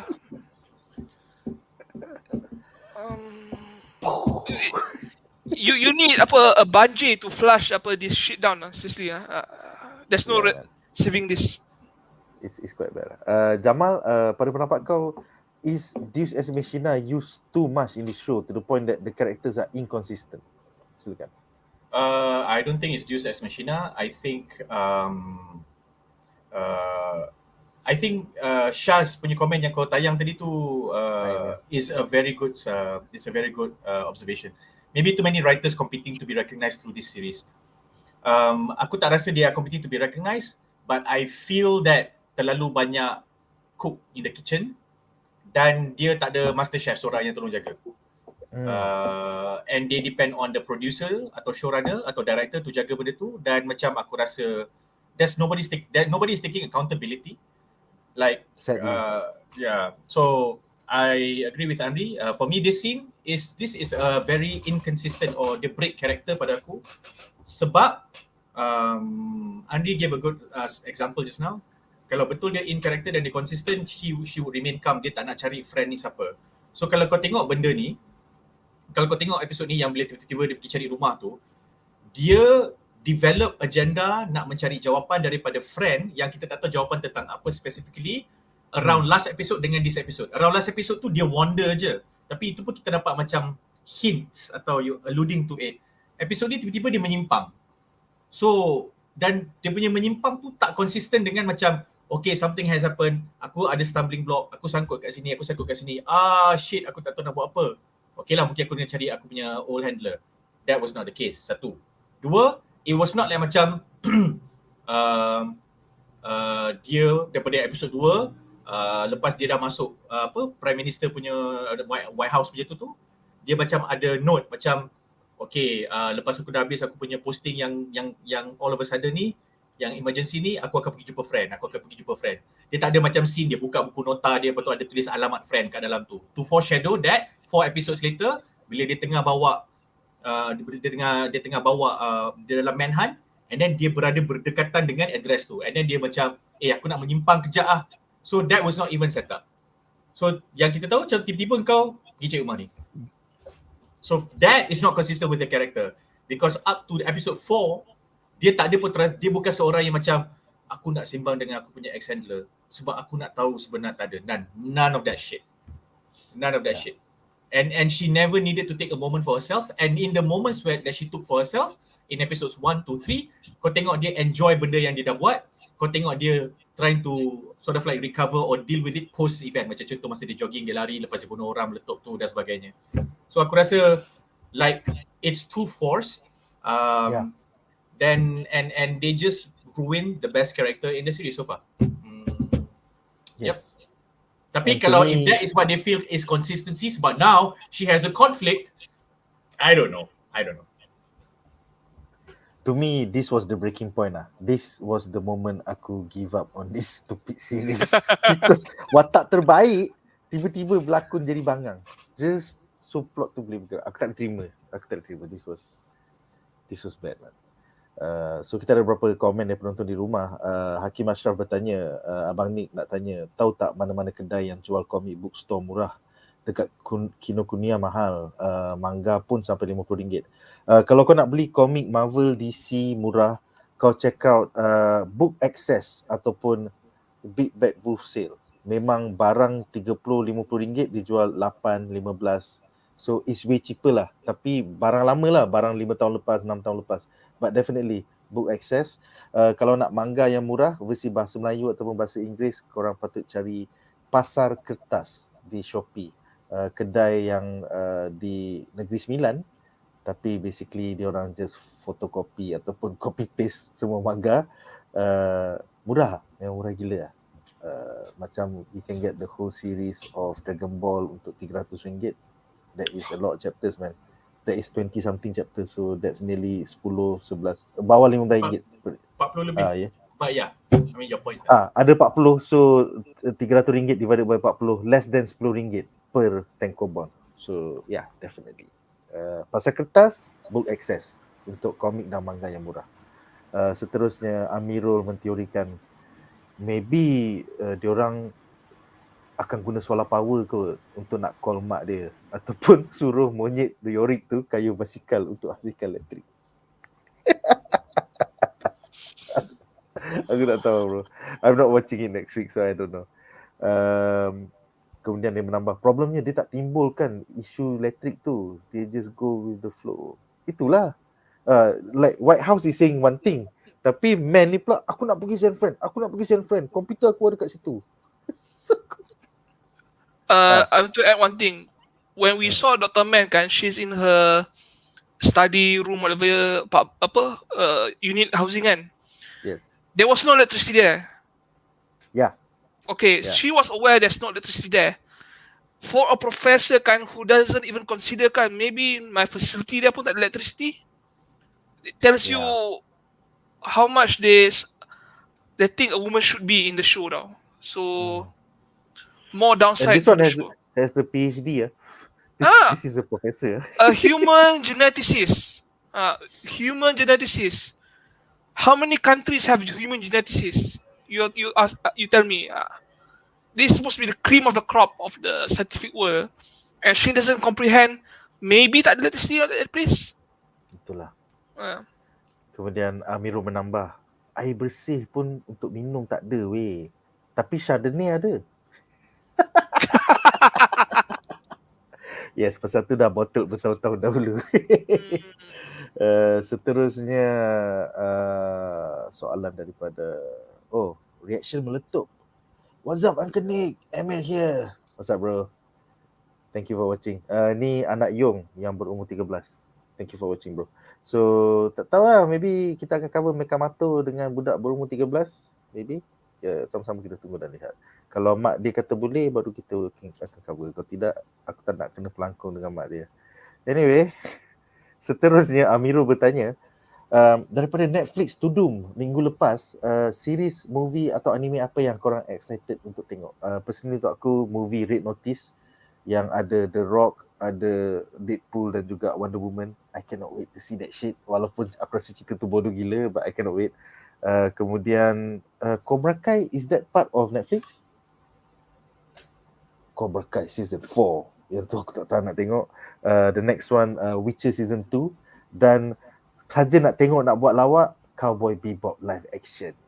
So kita tanya panelis pula. Jamal, apakah from Tudung last week, apakah yang kau paling tak sabar nak tengok? Aku tak follow Tudung, so kau tanya orang lain dulu, aku cepat-cepat buka Netflix Tudung punya list. Okay, silakan. Duan, kau ada layan tak Netflix Tudung minggu lepas? Duan.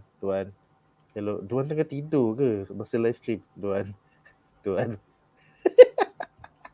Tak apalah, nampaknya Duan tengah bertafakur. Yes, Andri, anything that you love? Witcher. Witcher is a must see because Superman is the most awesome person in the planet. Henry Cavill. Yes, Henry Cavill Superman, yeah. Plus he's a Warhammer fan, so I have a soft spot for him. Apa lagi? Cowboy Bebop. I have a lot of red flags, but I'm not going to shit on the show because I love the series.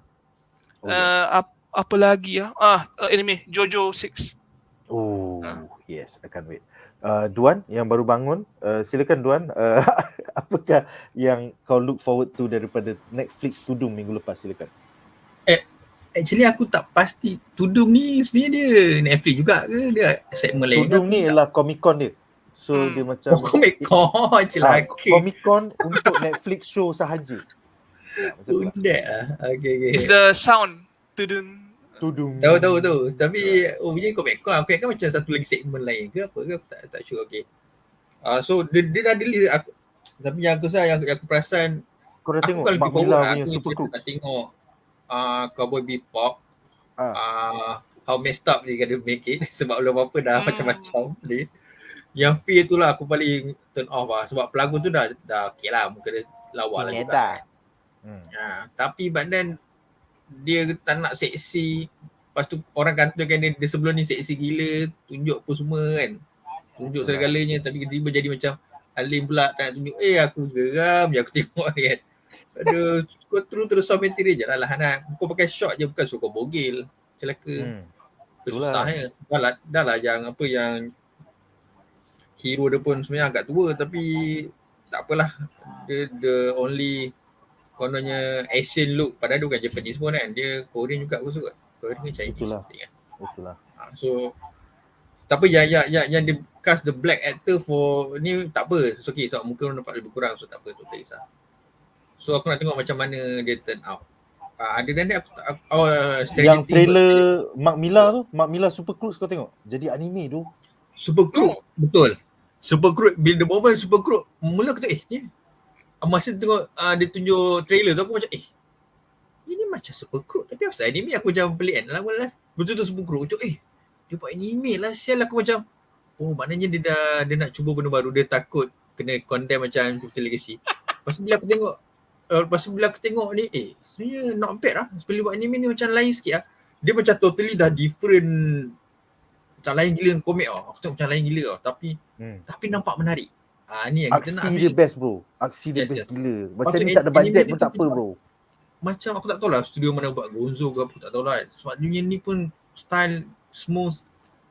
Aku rasa Mak Mila buat keputusan yang bagi aku kalau based on trailer adalah tepat lah. So kita tak tahu macam mana. Sebab aku tu looking forward. Sebab aku memang Mila fanboy. Memang semua Mila War semua aku ada. Komik semua Mila War semua aku ada. Mostly TP lah kan. Single lah susah nak cari. Mostly ada. So aku mengharapkan sangat. Jupiter Legacy kecewa lah. Tapi aku mengharapkan Super Crook ni okey. Tak apalah, bukan live action pun tak apa. Tak kisah. Janji kau ni. Alright. So Jamal, daripada Tudung yang kau sempat imbas tadi, apakah yang kau look forward to? Silakan. Okay, kalau untuk anime, aku ada 3 benda. Anime, American dengan Korea.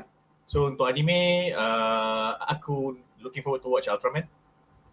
Sebab I like the season 1. I'm not an Ultraman boy, but everybody has had their Ultraman phases, so I had mine. Jadi bila aku tengok the first season, aku macam, cool siapa benda ni. I like it. So bila aku tengok poster ni macam, oh yeah, hell yeah man. Lepas tu ada Ultraman gila. macam puff gila tu macam, oh yeah bro. Macam Guardians of the Galaxy tengah jalan. Star gila. And then Drifting Home looks interesting. And then kalau untuk Korea pula, itu 2 je anime. Korea pula banyak sebab aku memang I'm a sucker for Netflix K-dramas. This year 2021, semua Netflix original K-drama content is a home run for me. So My Name aku nak kena tengok sebab mula-mula aku tak nak tengok sebab aku ingat pelakon dia punya female lead tu adalah ex-wife Vincenzo punya actor. And then sebab muka dia sama, betul macam rupa-rupanya bukan, adik aku cakap. So macam okay, sekarang kena tengok So macam kena tengok cerita My Name, kena tengok Nevertheless sebab Nevertheless lepas. Hellbound seems really interesting. Cuma aku particular. Aku kalau CGI, visual effects, aku memang kena defer to US lah. Sebab dah memang satu, we grew up in their style. 2, diorang buat yang paling cantik lah. Tapi, you know, I'm just gonna give this a go because I'm hoping for the storytelling to carry it. These are for for Korea lah. Tapi for the US one ada banyak. My main one yang aku dah tunggu daripada tahun lepas lagi is Arcane sebab aku main League of Legends.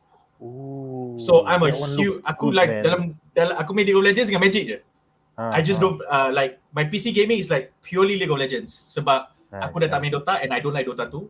So when Riot announce diorang nak buat animated series dengan RPG macam WoW, aku macam okay, these are the 2 things I'm looking forward to lah. So Arcane, it looks great.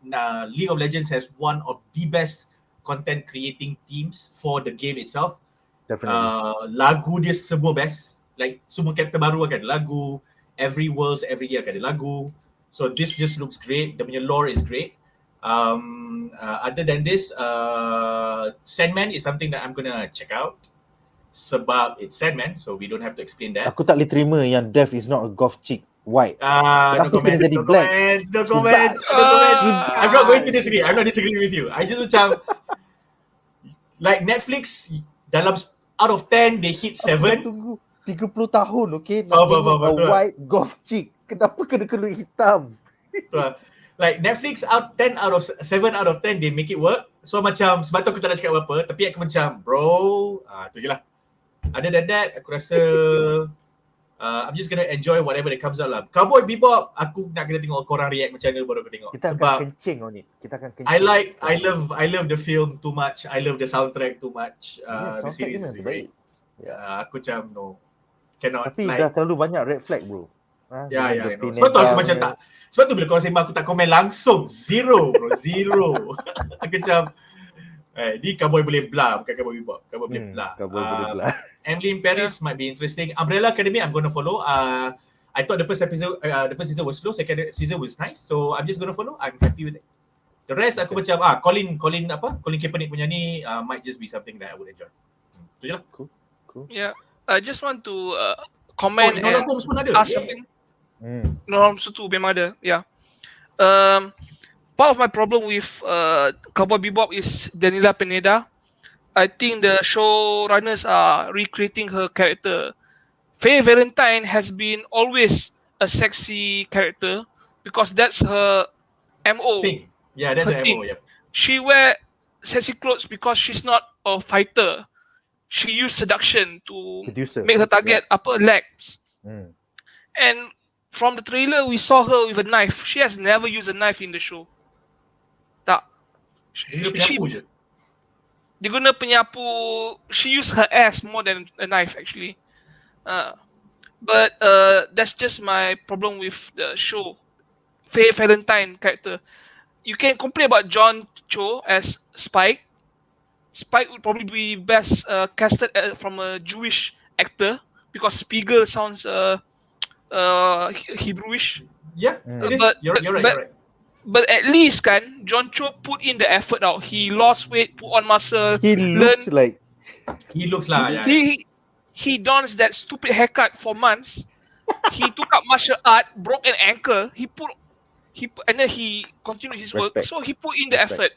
Daniela Pineda cannot even dress like a cosplayer for one episode. All she has to do just wear for one episode and then the outfit dapat terbakar kan. The rest of the Okay lah. series, okay, you can wear something else. But Yeah. they don't even consider that. That's my problem with Cowboy Bebop. But I'm still gonna watch it. I'm not gonna shit on Daniela Pineda. Maybe she'll blow us away with her acting. Maybe. Maybe. I'm not confident, but maybe. But that's my comment. I have a question for not only every panelist, but also people who are watching us right now. Netflix has this tendency to pick up anime, webtoons, and make it into a series. How all of you think the likelihood for Netflix to pick up on Solo Leveling and make it into a series? Because they pick up a lot Solo Leveling. Kita mulakan dengan Duan. Silakan Duan. Solo Leveling sebenarnya memang aku rasa sekarang ni nombor 1 dekat Korea. Dia bukan Japanese punya, dia Korean punya. It's a webtoon. So dia nombor 1 kat Korea. Dia in fact aku tak tahu dia sebenarnya web ke tak, tapi dia ada printed punya. Memang. Sebab Korea sebenarnya dia manga dia, tapi Korea tak panggil manga, dia panggil manhwa. Manhwa dia sebenarnya semua dalam webtoon tau. Webtoon dah panggil webtoon It reaches popularity through webtoon. Even though it gets webtoon. publicated, they still post it on webtoon because they don't want to lose their core supporters. And currently, even among manga readers, right, it's considered the number 1 thing they read from the medium now. I mean, if you go to put manga, manhwa, right, Solo Leveling is usually 1, 2, 3. Number 2 is either Solo Leveling or Kingdom. Those two. Kingdom manga. Sebab Solo Leveling ni sebenarnya dia webtoon. Sebab Korean memang dia takkan print tau. Dia macam memang all semua dekat dalam internet. Dia lain macam manga. Manga semua printed, sampai sekarang pun printed. Cuma dia pelan-pelan masuk print, scan masuk kat dalam internet lah. Tapi diorang still old school punya, dia still print. So Solo Leveling ni dia punya popular sampai dia print tau. Sampai dia print. Lepas tu siap full colour. So itu tadi aku nak beli dekat Kino, aku tengok banyak lagi. Lepas tu bila aku datang balik dah habis saja, celaka tak sempat aku nak beli. So sekarang nak cari susah. So nak tunjukkan betapa dia popular. Lepas tu sampaikan undergroundnya, ni local punya dia buat underground. Sebab bila kau kat Kino harga dia RM80 bila convert. So bila underground buat adalah RM30 ke RM40. Dia macam half. So benda tu dah punya populariti, orang sanggup beli yang cetak rompak punya. Lepas tu dah viral dekat Twitter, korang support cetak rompak Solo Leveling ni semua kan. Lepas tu kalau Netflix Netflix ambil buat tu punya attention, aku rasa it's going to be good sebab Netflix sangat suka dan respect source material daripada Korea other than Japanese punya. Japanese dia macam pergi mampus. Korean kau tengok Squid Game, kau tengok macam maybe tak ada ni, tapi ada few yang adapt daripada webtoon ke apa semua. Banyak yang jadi Korean. Yeah. Kalau Korean production sendiri lah. I asked this question because Jamal mentioned Hellbound, which looked like originated something from a webtoon or novel something. Yeah. Okay, Jamal, your thoughts on Solo Leveling? Aku tak baca Solo Leveling lagi, so aku tak boleh nak judge. But a quick read up says the likelihood is high lah. It's at least a 70% because kalau kau tengok semua benda yang Netflix adapt daripada US dan daripada Korea and also Japan, bukan adapt, yang diorang produce, they have a high level of production and their production punya quality varies. So they are happy to go with a certain studio or a certain production quality if that suits the series. They are happy to go with a certain director if they like the direction. So kalau kau tengok, dia bukan macam spacing je dia punya shows. So dia kalau akan dapat spacing mungkin at year by year. So kalau macam masa awal-awal dulu dia ambil Marvels punya stuff, kan Netflix Marvels yang Daredevil semua tu, nampak spacing je. Partly because obviously they have to be in the same universe, but partly also because of the fact that they are in the same genre. But moving forward from then, kita dah start nampak the moment they do original punya stuff, dia macam the Japanese atau the Koreans will look very different to the US ones. And then they have very different genres. They're very happy to allow the directors and the showrunners to run away with it. So I won't be surprised within the next 1 or 2 years they will adapt this lah. It has exactly everything that Netflix likes. Kalau kau tengok all the animes that they have been releasing for the past 3 years, sama ada yang diorang buat sendiri, diorang co-produce atau yang diorang dapat distribution rights, dia punya stylistics, dia punya aesthetics semua sama dengan Solo Leveling. Semua mirip lah, means ada a lot of similarities. And then the fact that they are doing Arcane means macam Solo Leveling tu is just a matter of time lah. And if Arcane is a success, it might just speed up Solo Leveling or anything like Solo Leveling. Because Arcane is huge. League of Legends is the biggest multiplayer online mobile game in the world right now. In fact, it's not Pakcik tak about tahu. mobile, Pakcik it tak is tahu the tapi biggest. pakcik berminat. Yeah, Pakcik it is the berminat biggest tengok game. So trailer tu. you go watch Arcane punya trailer. Like you don't have to play the game, but you will be interested in the characters. Dia ada sekarang ni ada 130 lebih champions to play from. So Riot ni dia nak jadi Blizzard, tapi dia did not begin as Blizzard. It began as a mobile punya gaming based on League of Legends satu je. So lepas 10 tahun, so as they were approaching 10 years, on the 8th year diorang announce, okay, kita akan jadi 10 tahun lagi 2 tahun. So this is our plan after that. Kita nak jadi gaming house dan semua game yang kita buat akan menggunakan IP League of Legends. So we have a card game macam Hearthstone yang dah keluar 2 tahun lepas, which is called Runes of Runeterra. Legends of Runeterra. Aku dah try main, dia punya game engine is cool tapi dia punya mechanics tak best, and I'm a Magic player, so fuck that. Dia akan keluar RPG, MMORPG yang macam World of Warcraft. Itu memang aku sabar, aku tahan, aku relax tu. Because that is gonna be, dia bagi stills dah lawa gila dah. So it's basically Warcraft campur Diablo. So you can just imagine how cool that is. And then they have obviously the mobile game. And then selain daripada tu, they have an in-house music band and music production house. Now they're doing a TV series. So banyak content they generate on multiple platforms. They have people paying for their IP to develop mobile games sahaja based on League of Legends punya characters punya IP. So like for me, having played the game since 2011. Wow. Yeah, since 2011. Itulah aku memang invested lah gila babi. So if they're doing Arcane solo leveling tu, confirm dia buat lah. Confirm lah aku rasa. Nice. And you guys will be happy at least with the production, if not the writing. Confirm. Trailer dia pun dah cantik tu. Itulah. Like Netflix gets things right lah. I have to say it. Well, they out of 100 things, maybe they get 5 things right. But that is their style. Buat 100 benda, yang 95 yang sampah tu kau buang, kau cancel by season 2. Tapi yang 5 yang best ni kau support. Jadi Stranger Things 4, tapi I think 2, as a model that is great tau. La Casa de Papel, kelima. So iyalah, it's like you support the good shit. Takkanlah 100 tu akan jadi bagus. It makes sense lah. There can only be 5 good shit in 100. So lagi 95 tu kau cancel lah. It's survival of the fittest, right? So I think a lot of things yang aku macam kita boleh macam rumuskan daripada situ lah. So like as a content company, let's just say we see Netflix as a content company, they are actually giving money to 80 to 95 possibly failed atau mediocre productions. So that's 95 series, 95 projects yang walaupun dia tak continue ke apa ke, dapat peluang untuk buat tau. Yes. Which is a lot lah. Orang dapat job satu. What we also forget or may overlook because we are not with Netflix is the fact that all the collective experience, production-wise, writing-wise, creative-wise, management of that 95, dia akan simpan. Macam Naruto punya shadow copies lah, shadow clones lah. Lepas shadow clones tu hilang, all the collective experience sampai balik kat Naruto kan. Sama macam ni lah. So kalau tahun ni dia buat 100, yang kena 5 je, tahun depan punya 100 confirm kena 15. Yes. Dan dia dalam 15 tu, 5 kena global cukup. Yang lagi 10 tu kena kat dia punya target region. Cukup lah. Yes. Kau dapat Umbrella Academy, kau dapat La Casa de Papel, kau dapat Narcos. Dah jadi lah. Dah jadi lah. Sebab because people pay for it and people watch it every day and people renew it every month. So they are quite possibly the premier content creating platform.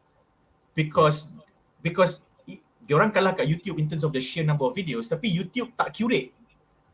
YouTube is where we put shit on. Netflix has to curate every damn show. Macam show ni. Yeah. So aku rasa diorang macam wow. So the amount of brains and hearts they need to have to make sure that okay, kita kena fikir duit. Tak, true, tapi kita kena fikir craft. True, kita kena fikir art. Oh man. And then Korea gaduh dengan US punya style, US gaduh dengan Jepun punya style, all that shit kan. So I think it's awesome lah. Aku rasa just macam I think it's a great rate lah. And dalam 95 yang tak sukses tu pun, kalau kau tanya aku dalam 95 tu 15 confirm aku suka. Betul. Because it just suits me kan. every content will have its own, Correct, fans. yeah. Yeah. Contohnya aku tak suka YA shit on Netflix, tapi ada je orang nak tengok YA shit atau romcom. So setiap negara ada market dia sendiri. Yeah. My So favorite thing to do is to watch something German ataupun French ataupun Latin American, and then tiba-tiba shit, cerita ni bagus lah, sial. Yeah. Personally, diorang Netflix spends about 12 ke 15 billion setiap tahun ya. Diorang pinjam duit tu daripada bank, multiple banks to produce content. And then out of that maybe they make back about 10 billion.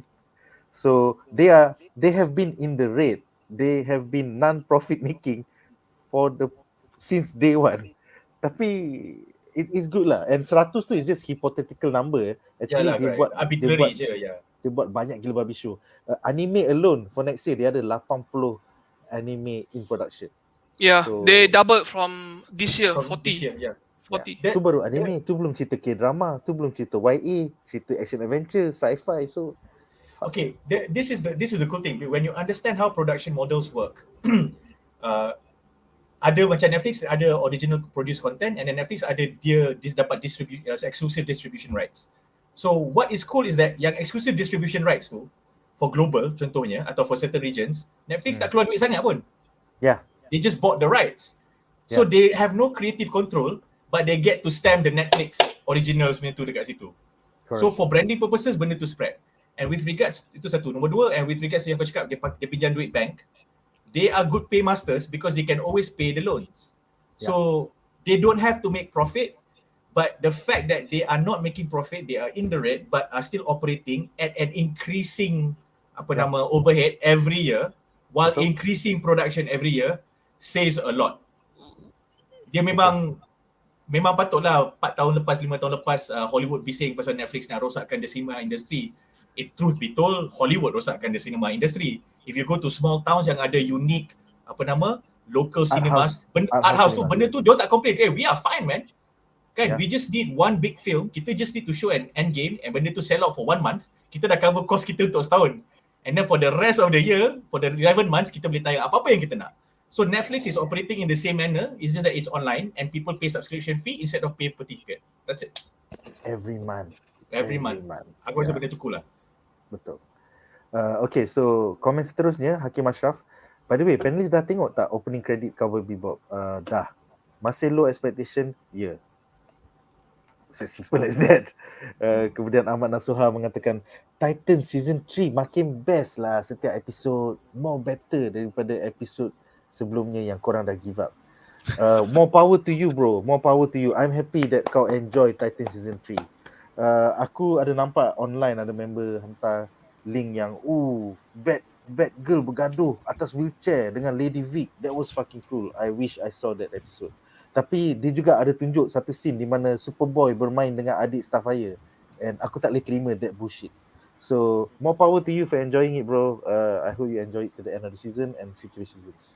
Actually, patut credit kau, you still loyal to the series. Yes. Itu satu, walaupun apa orang cakap kau still loyal to the series, that's good for you man. Seterusnya, kategori The Great bertanya, Super Cruise nak cover ke atas kegagalan Jupiter Legacy? Aku dengan Duan can't wait for it man. And the fact that it's an anime, maksudnya action dia tak akan sesampah Jupiter Legacy. Betul. So, I dia unlimited action. Apabila kau anime, kau boleh gila-gila. Tapi sebenarnya dalam Super Group, action tak banyak sangat. Dia heist. Dia cerita pasal heist. So adalah action, tapi tak ni sangat. Tapi bila kau dah anime, aku nampak dekat trailer tu macam, gila-gila dia nak bagi kakao ni. So kau tak ada barrier tau. Kau macam yes. Kalau action, kau kena ada bajet yang sangat besar. Kau nak jadikan macam Endgame dengan Infinity War. Memang sangat besar. So bila kau bajet kecil, kau jadi macam Jupiter Legacy lah. Action macam bodoh. So aku cakap, kalau Nick cover memang aku ons lah. Ons. Okay, seterusnya Amirul bertanya, yang daripada komik, ada Sandman kan? Pasal apa ya? Sandman adalah sebuah siri komik daripada Vertigo, lewat 80-an sehingga lewat 90-an, ditulis oleh Neil Gaiman, seorang penulis British yang terkenal.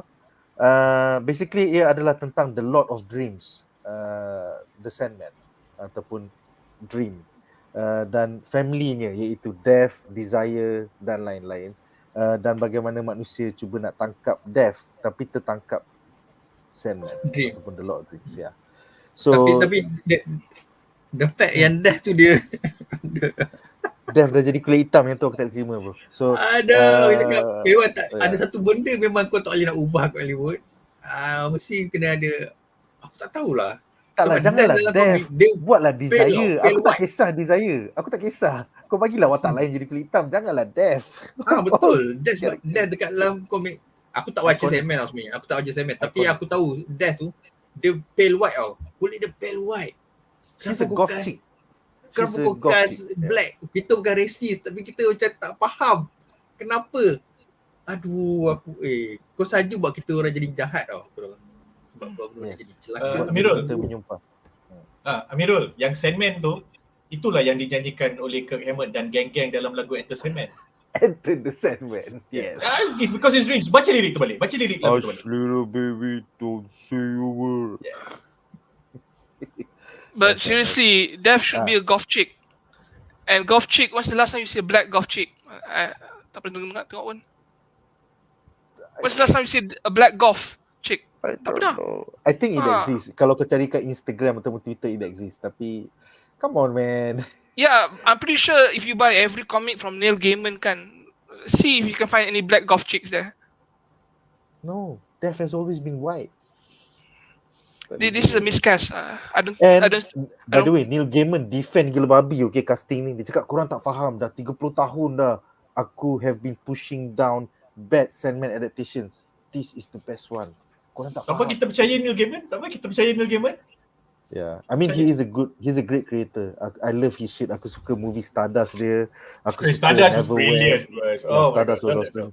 Aku benci American Gods because to me it was one of his shittiest novels. Tebal gila babi, tapi the middle arc was like hero terlekat di bandar di mana ada snow dan tak buat apa-apa selama beratus-ratus page. But there's a lot of shit that I look forward to. I hope one day Neverwhere akan diadaptasikan menjadi BBC series atau Netflix atau Amazon Prime. Good Omen season 2 is coming out. Sandman looks fucking beautiful. So yes, can't wait. Seterusnya Muhammad Shazli menanggung meminta kasih. Woi, apa petik benda private ni? Panelis Jamal dan host Nick tak habis-habis nak suruh aku tengok K-drama Hometown Cha-Cha-Cha. Tengok bro, best gila, okay, bitch. Best gila. Seterusnya Ahmad Nasrullah. Tak apa. Ahmad Nasrullah berkata, dekat Netflix series Altered Carbon, ada siapa-siapa pernah tengok? Aku pernah tengok, aku pernah layan. Bagi aku series tu boleh jadi antara favourite aku. Lagi-lagi season 1. Aku amat suka season 1. I was very let down by season 2. And bila dia cancel, cakap tak ada season 3, I was okay with it. Because pada aku season 1 was the best lah for Altered Carbon. Bila dia dah jadi watak Captain America baru ni yang jadi hero, aku macam tak boleh terima. Aku lagi suka Joel Kinnaman. Tapi aku tak suka Captain America yang black tu jadi sleeve yang baru. Aku macam no. Aku tak tengok, tapi aku pernah try tengok first episode. I got past 15 minutes and then aku stop. So it's sci-fi ah. It's not cyberpunk but it's sci-fi ah. It's futuristic sci-fi. I'm not saying it was bad. I just felt that malas nak sambung. Yeah, it's an old novel series. So kalau it feels very dated lah. Okay, so Hazlam Mishra mengatakan wow, dari Why the Last Man kepada Batman kepada Netflix. Itu terjadi bila siri ni sampah. Kita jadi menyimpan kepada komen-komen penonton yang tentang benda lain. Jangan kutuk LOL. Okay lah, dia punya balancing macam shit. Problem macam but yeah, LOL is cool. Okay, sekian. Yeah, LOL is cool. Kemudian teringat aku isu James Bond yang mahu dilakukan oleh pelakon perempuan. Itulah. Identity politics and gender politics is fucking up our entertainment. Yeah, virtue signaling is a huge issue in my opinion. Yeah. Make it for the story, not because pasal aku nak dia jadi kulit hitam. What the fuck? Yep. Okay guys, dengan itu berakhirlah segmen ini dan kita akan membincangkan bab menarik kita yang keempat.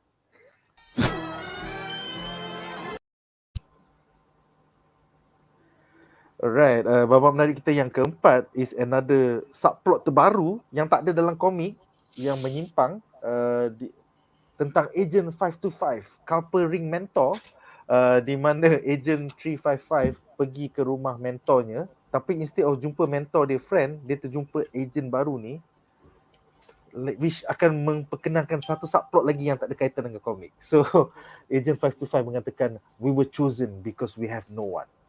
So soalan aku kepada para panelis, pada pendapat anda, adakah Agent 355 menipu bahawa dia telah mendapat authorization daripada Presiden Jennifer Brown untuk bawa YORICK ke San Fran? Pasal kau dah patahkan kau punya satellite phone. So tiba bila pula kau sempat bercerita dengan Presiden? Dan adakah tujuan sebenar 355 hendak ke San Fran sebenarnya untuk memburu mentornya Fran? Silakan Duan.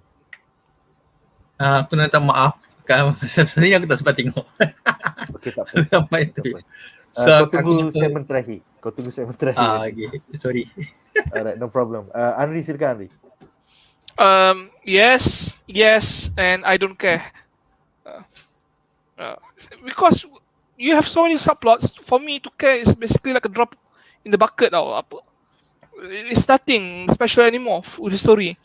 We know that she lied about the president giving the okay pergi San Francisco because we know that she didn't talk to her, and we know that whatever it is, she's going to San Francisco and going to meet up with her handler lah on the way. So it's no mystery. So given that we are being forced to watch this, I don't actually care about this subplot. So that's my take on it lah. Okay, Jamal, pendapat kau tentang an additional subplot that was never in the comics, by the way. Silakan. I don't care about it sebab it was never established to be a key character punya development point for atau a key arc in her character development for Agent 355. So tu yang aku cakap awal-awal tadi, macam tiba-tiba bila kau dah sampai somewhere, lepas tu kau menyimpang kau nak pergi cari rumah friend ni. Like what? Kau tak ada existential crisis, kau tak ada konflik masa awal hari tu, kau tak ada apa-apa trigger. Kau tak ada trigger. There was no trigger for her to terfikir nak tanya friend. Not even paling lekeh pun macam establish dalam first episode. Oh, dia ada satu scene flashback, dia dengan friend. Kalau macam scene dia nyanyi kan, episode 3 punya opening, cold opening yang dia nyanyi tu. Kalau cold opening tu friend tengah duduk kat depan, lepas tu habis dia nyanyi, dia jalan, dia duduk sebelah friend, lepas tu friend sembang something, lepas tu bila dia dengan YORICK ni, YORICK cakap something, lepas tu dia terdetik, asal tiba-tiba aku teringat banyak friend cakap ni, and then dia nak pergi cari friend, aku boleh terima. But that's not the Baru case. make sense. Baru make sense. So aku macam, aku macam, okay. Macam benda yang existing, kau tak flash out dengan betul. Benda yang kau dah establish, contohnya, REGINA dekat Israel, engkau tak, dah 3 episod kau tak sambung cerita tu, kau sambung dekat Diane Lin punya port je, kau tak pergi balik ke sana, tak pergi balik ke Israel. Lepas tu kau nak insert lagi subplot baru macam ni, yang macam tak ada pun tak apa buat masa ni, dan tak nampak apa significance kepada Manhunt ke, US ke, siapa-siapa ke. So, sorry. I feel like kalau this scene was changed, kita lompat ke Hero Brown, tengok Hero Brown punya situation, I feel like that would be better. I was waiting for them to go back to Israel. Oh, Regina Oliver. Regina Oliver's in US now, bro. No, I mean sorry. Yeah. My point is to go back to Regina lah. Oh. Sorry, aku baru ingat masa scene awal, in the previous scene dia kata okay, she's coming to US, and then when we welcome her with full decorum. My point is we need to go to Regina punya POV. Betul. Because dalam first episode dia dah second episode dia dah establish, then I should be the president of United States of America. Yeah. There is nothing bigger than that outside of YORICK right now. Itulah. Fa. Not one fuck, but 2 fucks. Yeah. So much potential wasted in 5 episodes, and this is the fucking middle of the season, and this show is going nowhere, man. Fuck. Okay guys, so dengan itu tak ada komen pasal cerita ni sampah. So kita akan ke babak menarik kita yang kelima.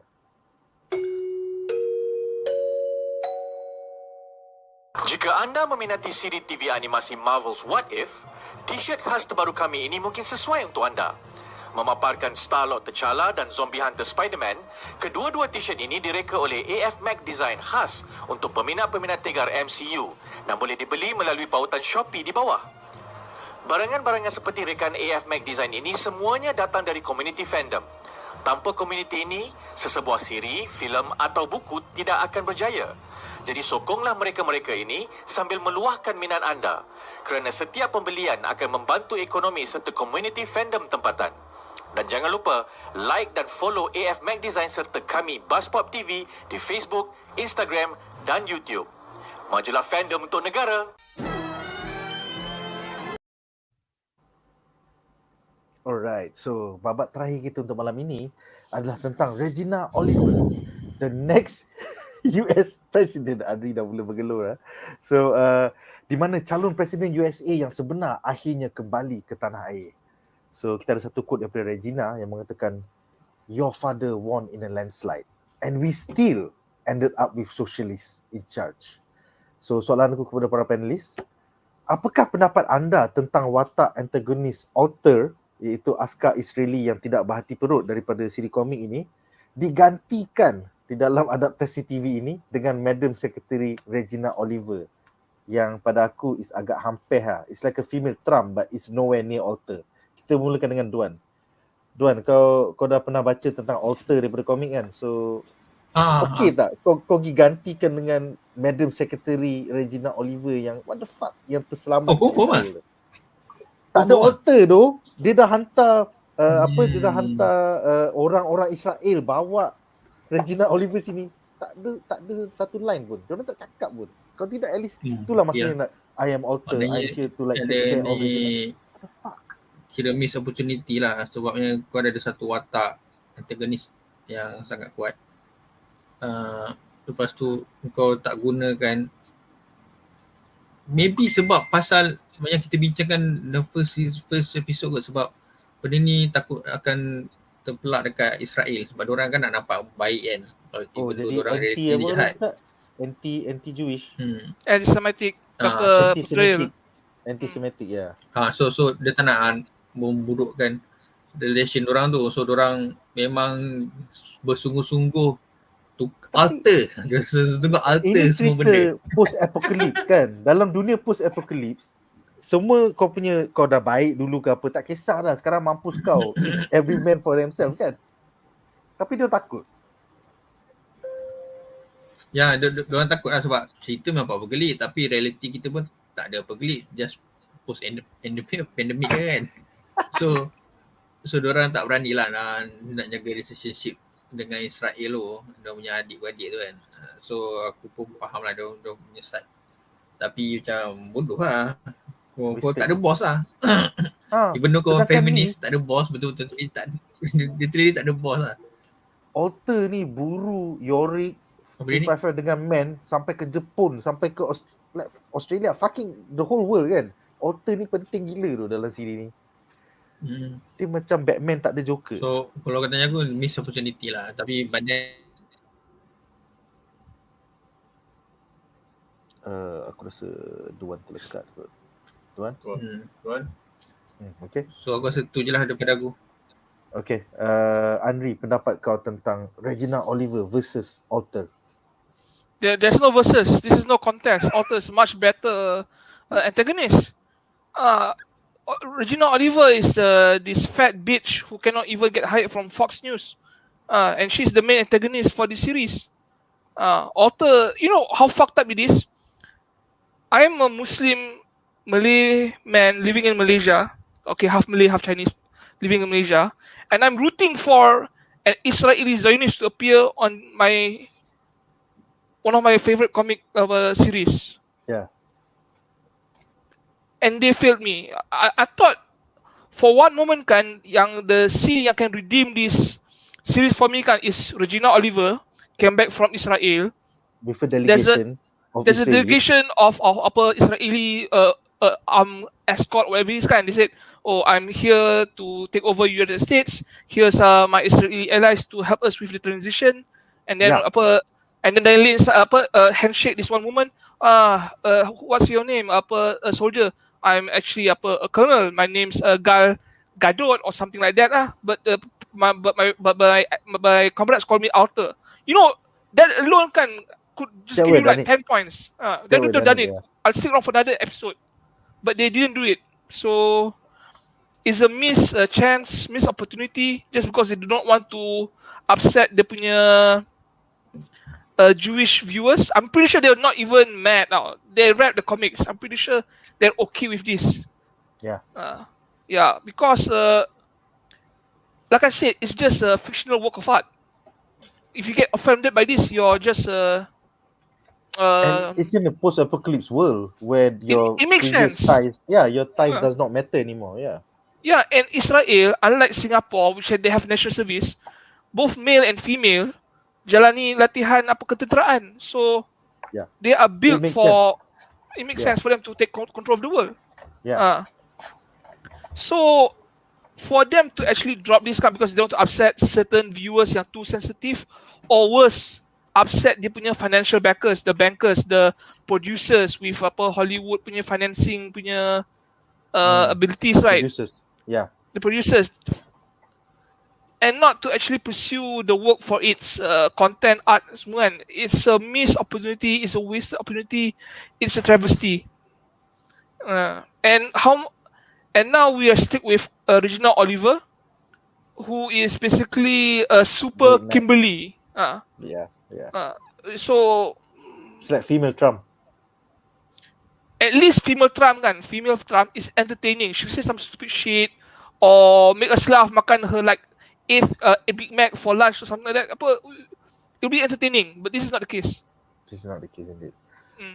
Jamal, your thoughts about siri ni tentang Why the Last Man, tapi kenapa cerita politik mak dia is taking center stage? Sampai sekarang ada 3 subplot mak dia nak keep in power, Regina Oliver nak curi kuasa mak dia, and then Caroline, setiausaha mak dia tiba-tiba ada baby. Like, it's not Why the Last Man anymore, is it? Silakan. I would be sarcastic and say, take center stage. Mana ada center stage? What's the central story and central story arc of this series? Tak tahu what is the center story. Tak ada, none. Tak ada. Like, you are not trying to do an ensemble series where akan ada macam 5 main character atau parties atau groups yang kau kena follow, and then you're dividing each episode accordingly. That's not even the case. So pendapat aku sama dengan Hari, I'm cool kalau Regina Oliver is that kind of character, blah blah blah blah blah. Yeah, cool. That was what I'm looking forward. That was what I was thinking about when I saw the first 2 episodes. Regardless whether during the reviews kita kata they are replacing Alter for it, for whatever reason, identity politics ke, tak nak politically incorrect ke dan sebagainya. However, kalau kau dah sampai episod 5, si Regina Oliver Trump perempuan pun kau tak nampak lagi sampai sekarang. Dia ada dekat penghujung episod yang dia, is there Yeah, I anything know. to eat? Dia suruh presiden tu jadi macam servant pula. I lapar lah. Ada apa-apa nak makan tak? So aku macam malah nak cakap lah. Aku just rasa macam dia kalau like let's just say from a writing perspective, I'm just going to say in the 5 episodes, the biggest line of dialogue that any character, major or minor, has said was what Regina Oliver said. That line when she says, "Then I am the next president of America," is basically sets off a plot line. Basically sets off, basically moves a few different subplots atau a few different character arcs onwards. It pushes that because of that statement alone. So orang yang kat dalam geng-geng Diane Lane yang dekat situ, they will have to contend with that. Anybody in America who thought that they have to overcome and face off dengan Diane Lane punya administration, yang support Regina Oliver may welcome that. So you have a prospective or potential story there.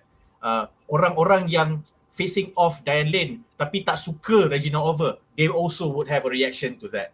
And then Regina Oliver, if she comes back and she becomes the prime minister, the president, and overcomes Diane Lane punya character, she might have a totally different way to deal with YORICK and the situation that they're in. All this is very important. Especially dalam every episode dia kata, oh Boston macam ni lah, kerajaan macam ni lah dan sebagainya. So when somebody that can come in and episode 2 kan Daniel punya kata we are in the middle of a bloody constitutional crisis. When somebody comes back and adds further complications to that particular crisis, that is a great bedrock for any kind of stories lah. Kan? So kalau macam Kimberly anak dia atau mungkin ada agenda dia sendiri or whatever, that's great. Then kau boleh tunjuk macam sebenarnya Kimberly dengan mak dia macam tak ngam, something like that. That's also there's so many ways to do it. So I was looking forward to the idea of like, okay, so this Regina Oliver person is important, and in that sense dia punya importance tu sama dengan significance of Alta the character based on what you guys have been saying. So at episode 2 and 3 kita punya first review, aku rasa macam okay, I'm gonna look forward to Regina Oliver. Episode 4 tak ada apa-apa. Episode 5 dia tanya minta makan. So and that's the middle of the series That's the middle of the season. So sekarang ni, and this is the interesting bit. Okay, katakanlah it's the middle of the series, tapi the first 4 episodes was brilliant. Meaning Diane Lane punya karakter dah buat macam-macam, dah set up. Lepas tu Agent 355 dah pergi, and then they are getting somewhere with Professor Mann dan sebagainya. Everything was fine, and then tiba-tiba, out of the blue, Regina Oliver datang. Oi, I'm the president of the United States. We all will be, what the fuck? Weh, sial lah. Dah 4 episod set up baik. Okay, cool. Then what's going to happen in the next 5 episodes? Sebab ada 5 episod je. Sempat ke nak lawan 5 jam je? That would be cool. But that's not the case here lah. So, too bad lah. Aku macam, bila kau keluar, itu je kau minta. Dia sama lah macam hero punya ending. Aku rasa macam dia dengan hero sama. Potential strong characters, regardless whether it's faithful to the source material or not, yang on the character punya premise, was probably conceptualized to push the story forward on multiple fronts. Tapi dari segi execution, hilang. And then, even worse, the one character that was the saving grace for the first 4 episodes, masuk episode 5, terus hilang consistency dia, which is Agent 355. And then the best part, katakanlah ini semua kita sembang sebab kita macam we are giving this show a chance. Let's just say we are being critical. By episode 4, mana cerita Yorick ni? Tak ada pun. Sedangkan nama cerita ni is Why the Last Man. So, nope. Yes. Untuk sebab-sebab inilah 5 sebab yang kita bincangkan ini, kita akan hentikan coverage untuk siri ini. So dengan itu kita akan membincangkan bukan harapan kita untuk episod minggu depan, tapi a look back.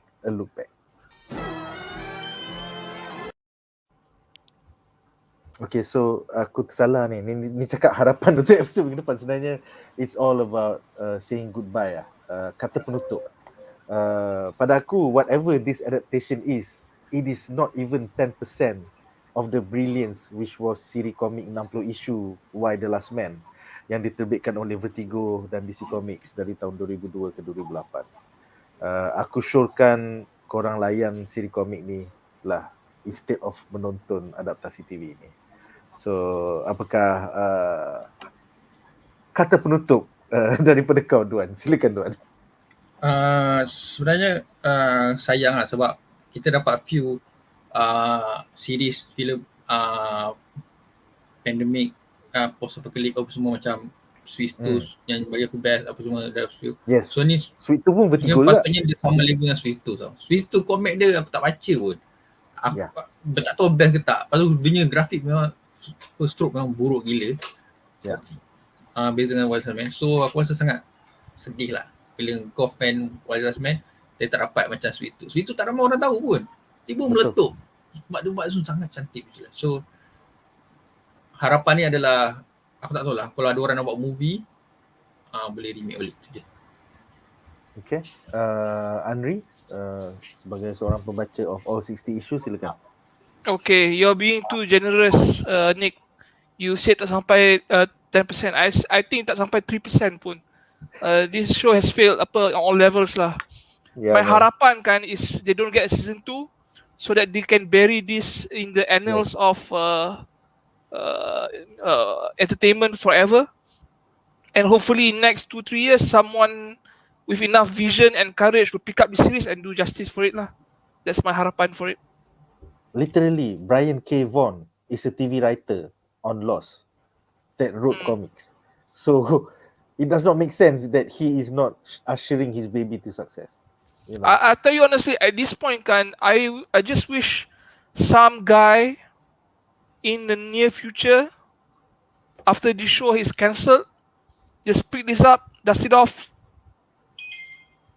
redo it again from top to Yeah. bottom, and then just tell that one guy said, look, I don't know if you watched your show previously, it sucked. It pissed off a lot of your fans. I'm just doing it to do justice for your fans. Yeah. Are you done with it? If he says no, maybe it's time for us to reconsider why the Last Man punya creator punya, motivations lah. What's worrying is the fact that Brian K. Vaughan also wrote a very awesome sci-fi comic book series yang bernama Saga. He also wrote another one about a hero yang jadi politician, ya. Jadi mayor of New York and eventually nak jadi president. So kalau this is the first Brian K. Vaughan project yang adapted is shit, what hope is there for Saga or the hero turned mayor of New York? It Because those could are be also decent. brilliant ideas, you know? It could be decent if he passed it into the hands of people who wanted to make Saga, not some feminized version of Saga. Look at that, 40 issue in one book, man. This is awesome gila. There you go. Ya, itulah. Jamal, kata penutup daripada a non-comic book reader, silakan. You mean a non-reader of the source material? Yeah. Harapan aku adalah I will enjoy the book, which I'm sure I will. Coming into this review, into this bedah session, aku niat nak beli buku tu dan baca per episode. Meaning read to a certain number and then watch the episode and then compare and then bedah. Tapi aku tak sempat nak buat macam tu. And then first bedah kita pun dah macam tu, so aku ingat macam maybe I can get the book and then tengok dulu and then baru baca. I didn't end up doing it because buku ni telah TV series ni telah memadamkan aku punya eagerness to do that lah. So I will still go and buy the omnibus, the 2 omnibus, tapi I will buy it on my own sweet time lah. And aku harap it will be a better experience sebab setakat ni typically bila aku baca buku dan aku tengok filem ataupun live action adaptation, sama ada aku tengok dulu atau aku baca kemudian atau aku baca dulu atau tengok kemudian, I've always preferred the book as much as the film, if not more.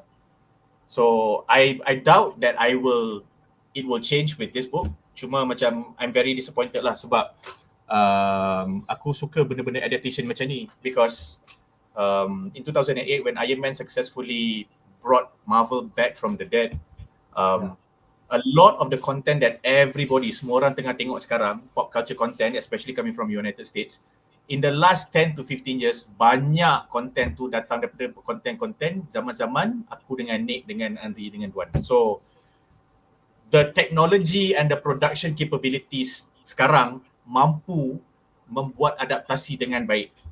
Dan kita dah dapat banyak contoh dan contoh-contoh inilah yang sentiasa menjadi ilham untuk orang-orang banyak pihak untuk ambil property IP macam Why the Last Man ni, jom kita cuba yang ni pula.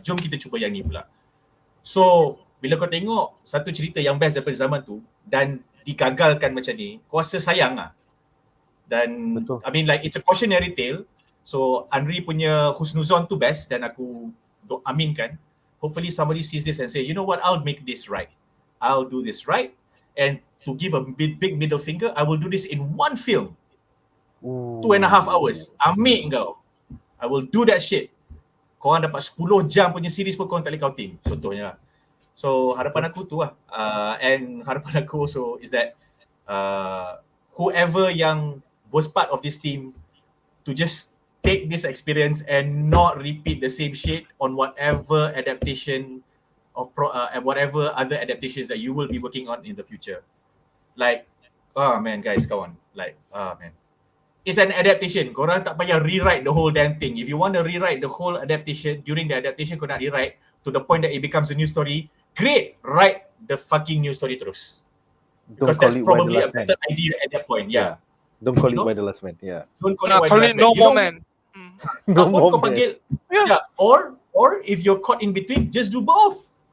Just do both, you know. Okay, do your Why the Last Man because you dah tersign contract, but at the same time, when we do writing Why the Last Man, we had this great idea for this other dystopian future. You know what? Let's do another one that is a spin-off of Why the Last Man, and you insert that character as a character in the Why the Last Man punya adaptation yang mungkin kau tak nak buat sangat tu, and then macam kau kata, this Walking Dead, this is a spin-off of that shit, and then you do it better.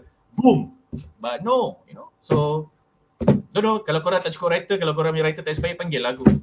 Aku marah benda-benda macam ni. Bazir masa orang, point dia bazir masa orang. Betul.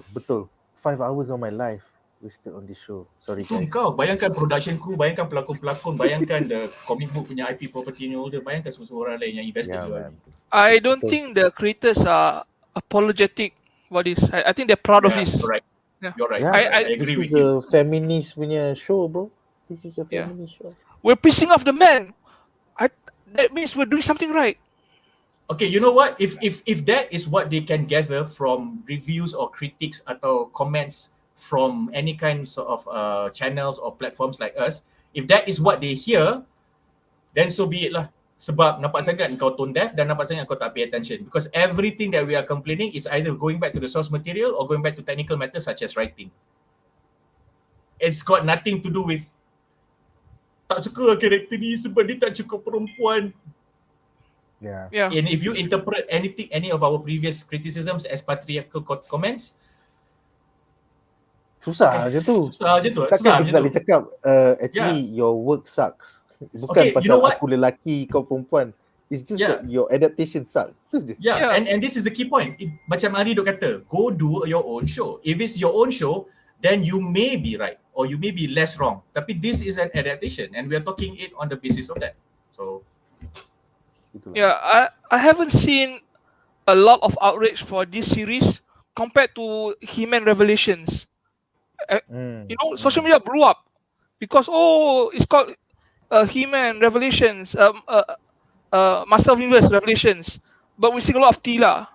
Yeah. But for this one, we sing a lot more of other people, not just a hero. We sing Diane Lane, we sing Kimberly and Diane Lane's Characters assistant. not even the comics. Characters Transgender. It's selective. It's selective. selective, yeah, that's the word. That's the right word. Selective lah. Yeah, and it just pisses me off. I mean, you know, even the people who shits on the series are not being consistent. So this was the biggest disappointment of the year for me so far. We're like 3 months until away from 2022 Gritzes. So who knows? Kimberly anak Regina kan? No. Anak Kimberly presiden. adalah anak presiden. Sorry. Yeah. President Cunningham, the guy that bled onto that bled onto Diane Lane. Yeah. I'm just aku just rasa pelik tak ada next of kin Regina, cari Regina. Yeah, maybe she never got married. Aku tak tahu because she does not exist in the comic books. No one cares. Even the writers doesn't care about her background. Yeah.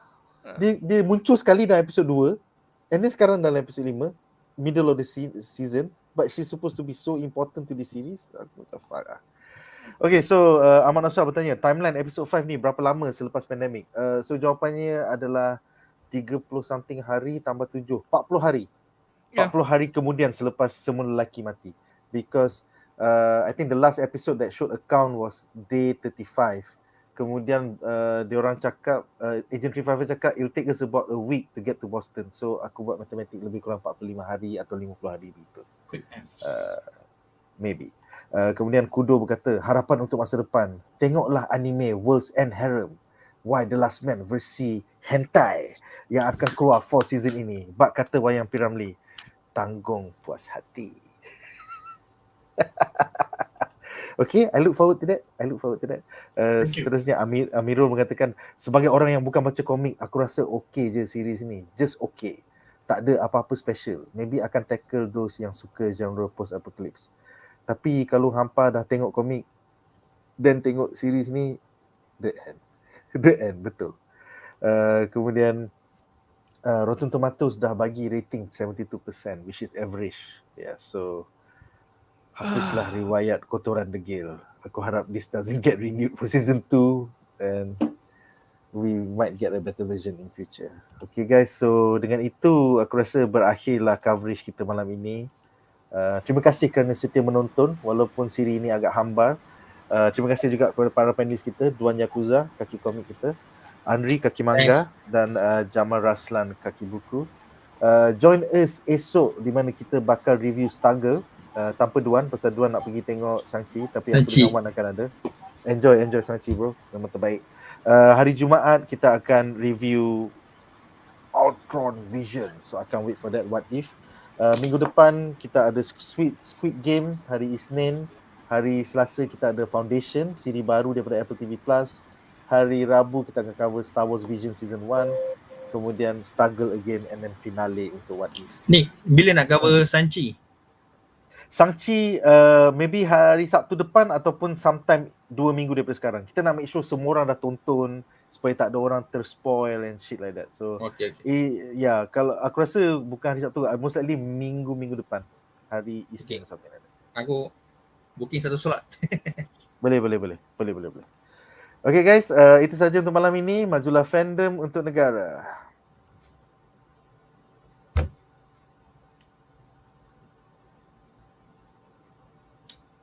Apa yang nak end broadcast? It's still